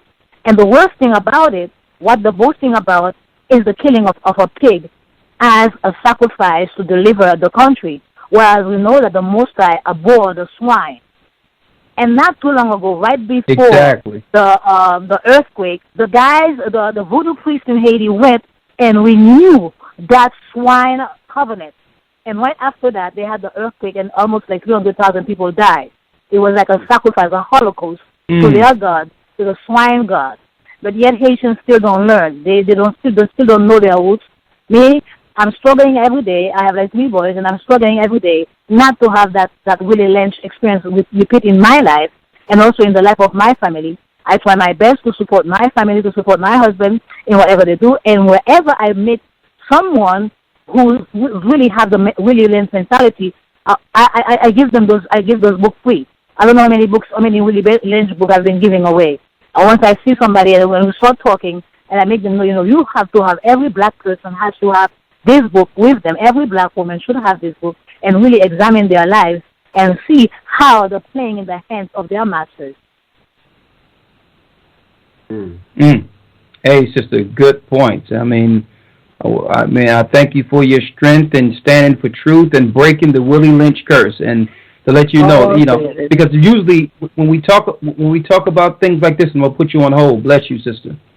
When we usually discuss things like this, it's more of a blame game. They would like us to blame sisters, which is the Willie Lynch thing. That's part of the Willie Lynch syndrome. Right. But we don't give enough credit to sisters who are aware of it and are breaking that syndrome themselves, who's actually standing against it and backing their men, following the Most High. They don't get enough credit for what they do in their battle. Don't forget, this battle is not just men alone. This battle is with the whole family. They're looking to take all of us. Right. So we have to give credit where credit is due with our sisters who do stand in righteousness with her Abraham, with her man. Great points. Wanted to say something too. It's been said many times this whole show. Yeah. But just to reiterate, from the question there, transformation from slaves to kings. Yeah. And jumping on what the sister just mentioned, how she walks with the Willie Lynch letter, and she tries to make sure she's not falling victim to those traits, those slave traits in the Willie Lynch letter. And that, walking in really is like walking in the spirit of Christ. That's how we get to be kings and queens. Exactly. By not ourselves having those things in the Willie Lynch letter, and not putting those on other brothers and sisters. Exactly. Forgiving each other, loving each other, trusting each other, and know that, guess what? We're not a finished product yet. So there will be error. There will be mistakes. There will be things that are not, up to par, kingdom ready as of now. Right. But guess what? We have to be patient with each other like Christ has been with us, and build that thing, that weakness, instead of pointing out the weakness and say, look at there. Right. We need to protect each other and build brothers and sisters, and build and help them with their weaknesses until that become a strength. Right. See? And that's the point. Not to look at someone in a weak state, or someone, going through something or whatever the case might be, as a point of weakness to destroy our people. That's the Willie Lynch thing. We need to cover each other, help each other. Now, and I'm not going to say that we need to agree with sin and protect someone that's doing evil or wickedness. Right. You understand? But all in all, we need to be able to handle things in-house, trust each other, love each other, knowing that a nation divided against itself cannot stand, and judge righteous judgment amongst each other instead of judging each other on every little thing. Okay? There's a greater fight. And I said it a few weeks ago. I said this at the academy. When does the fight begin? When there's no one else left to fight. When we done fought, and all the people that we cared about is now no longer in our lives, and we don't have no friends, and now we done tore down every other connection we've ever had with people love this. That's when the fight begins. When you realize, okay, this is where the fight should have been the whole time instead of against everyone else. A nation divided against itself cannot stand. We have one last call, and then we'll wish you all Godspeed. 678 area code. You're live on Blog Talk. Shalom, elders. I actually have a question because everything's pretty much been said. I feel very much the same as the last caller, especially here in the South. We have not broken that Willie Lynch syndrome. Beyond that, one of the things that I face, I'm surrounded by children all the time. And I find that it's so easy to talk to children, and I have to make sure that I'm not overstepping boundaries because my kids have friends that are always at my house. And I teach my children, and sometimes they hear the lessons that I'm teaching them, and I don't want to overstep boundaries with their parents who are not into truth and don't understand it. And sometimes when I speak to them, I feel as if I'm knocking on dense wood because they just look at me as if I'm a deer in headlights and they just don't get it. So, but the children, they soak it up.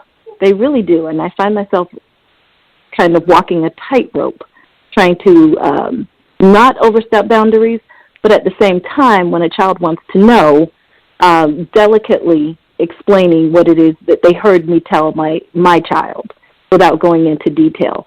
So what are your thoughts on that without not trying to usurp another parent's authority? But if a child asks a question when they're in my presence, what is lawful or correct to answer that child's question without taking another parent's place in explaining? Well, I think you've been doing a great job up until now walking that tightrope. You got to continue to do that. But still, I mean, we must know our boundaries, right? Like, yes. The right way to go about it is to let the parents know that their child is inquisitive, asking questions on certain things you relate to your child. They're interested in it. And you don't want to step your bounds with them, but you will be willing to share some of the questions their child will have just, by default. You understand? So yes. When I tell my child this, your child came to me and asked, well, why did you say that? Well, I can't help but operate in what I know amongst my child. And if your child is present, they may have questions. So I thought that I will tell you so that you don't think that I'm indoctrinating your child. Every time your child comes to me about something, that's by default them hearing, I will explain that to you. I'll tell you about it. And if it's a thing that, you understand, because it's full disclosure and what you're doing is being honest. It don't look as if you are trying to indoctrinate their children behind their back. Exactly, and that's what I want to avoid. So that's how you have to do it. Yeah. Okay. You have to include them. You have to. All right. You can say if the child overhears something and they ask you a question about it, you say, yeah, I can answer your question, but I would rather your parents be included in this conversation so that child will understand there's boundaries too. Thank you. That's right? Exactly the right way to do it. One last question, and it's a bit off topic.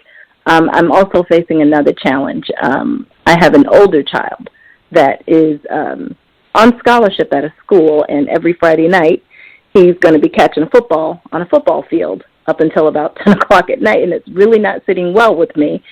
But I'm not sure how to handle that because we are under the law, and as of Friday night, he should not be doing that, but yet he's on scholarship.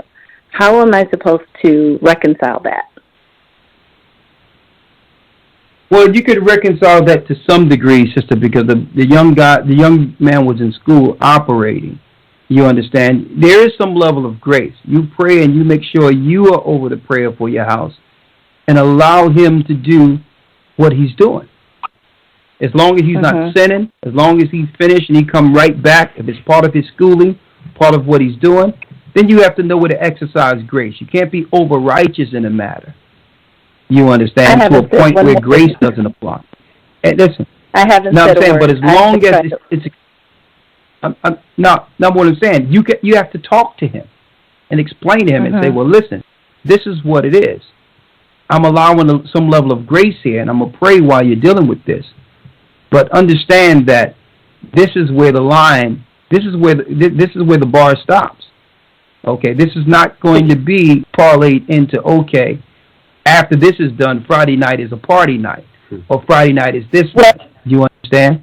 And, I'm doing this for the sake of your school, and I'll exercise some grace. You understand? Tell him, listen, I'm going to exercise some grace with you, but I'll pull back if it turns into anything outside of this. I do have a spouse, and I haven't said anything because of my spouse, who is an unbeliever, and he really handles that. And I really have not said anything, but to my son's credit, what he did last season was the same thing as what you just said. Once the game is over, he didn't accept invitations to parties and hanging out. He came home, and we had Sabbath service on the next day. So I'm happy that he's doing that. Okay. But I didn't know if I need to address it in any way, because I don't want to step on my husband's toes, because, you know, he's very leery of this whole thing. Even though he's been listening, he hasn't made any steps to come forward.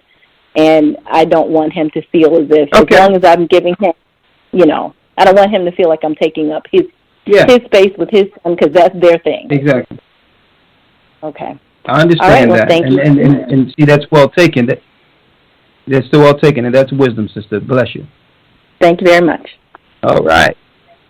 You're welcome.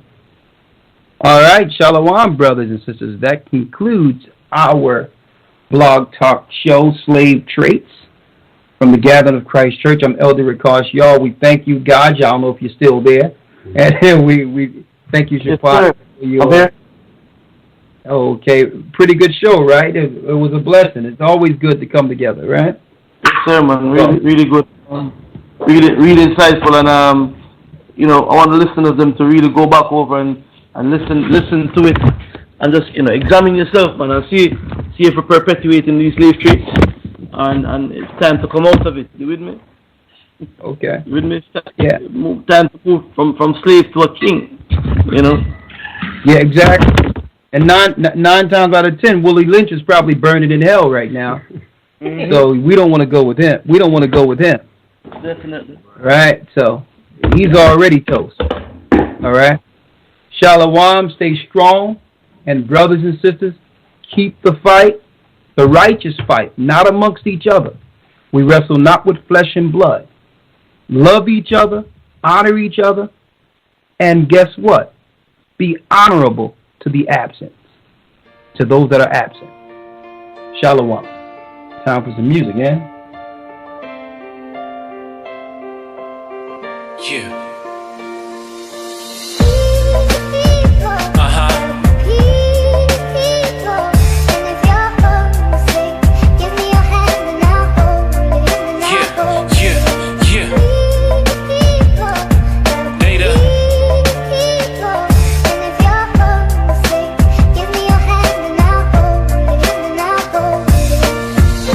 Show you a people, just take my hand. A people that was trodden down, taken from their land. Sold as a bondwoman, a bondman. A people brought back into Egypt once again. A people that is suffering from curses so real. And if you don't believe that, just check the back of your dollar bill. We the people with the grip on his brother's heel. So they brought us on ships with the intent to kill. Cause we the people of the prophecy. A people lost like hide and seek. A people numbered like the sand of the shining sea. A people on a trail of tears that stretches far back as the eyes can see. The people like a city on a hill. The people that was hidden is revealed. The people who eventually would rise up and tell the whole wide world that they time's up.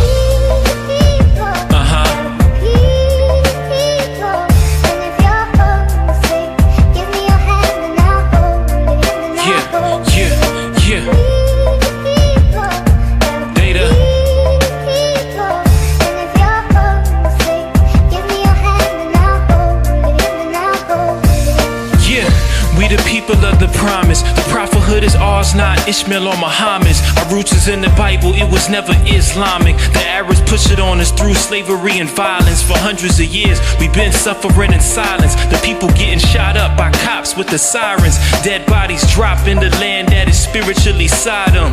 Now we trying to reach our God for asylum. We the people that was slain, the people that was hanged, hog-tied, beaten up and tamed. The people that's in need for a change. The people that the Father sent the Son to reclaim. The people that was bought with a price. The people of the Most High, the people of Christ. The people that was so damaged, but now we woke with the hope, singing Hosanna.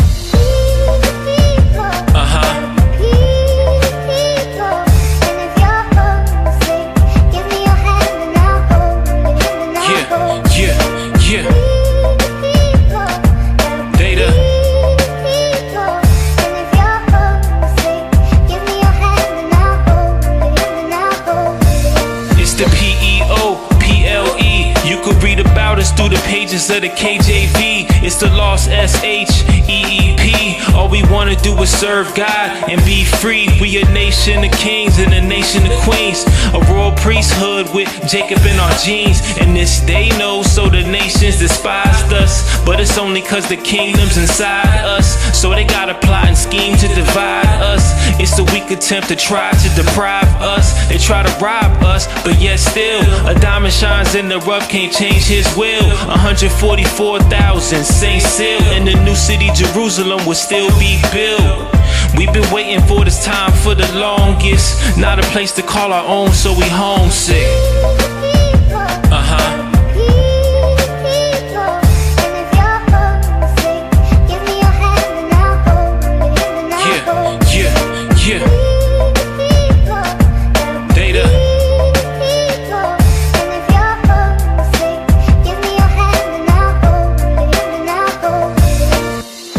Chronicles chapter 7 verse 14. If my people, which are called by my name, shall humble themselves and pray and seek my face and turn from their wicked ways, then will I hear from heaven and will forgive their sin and will heal their land.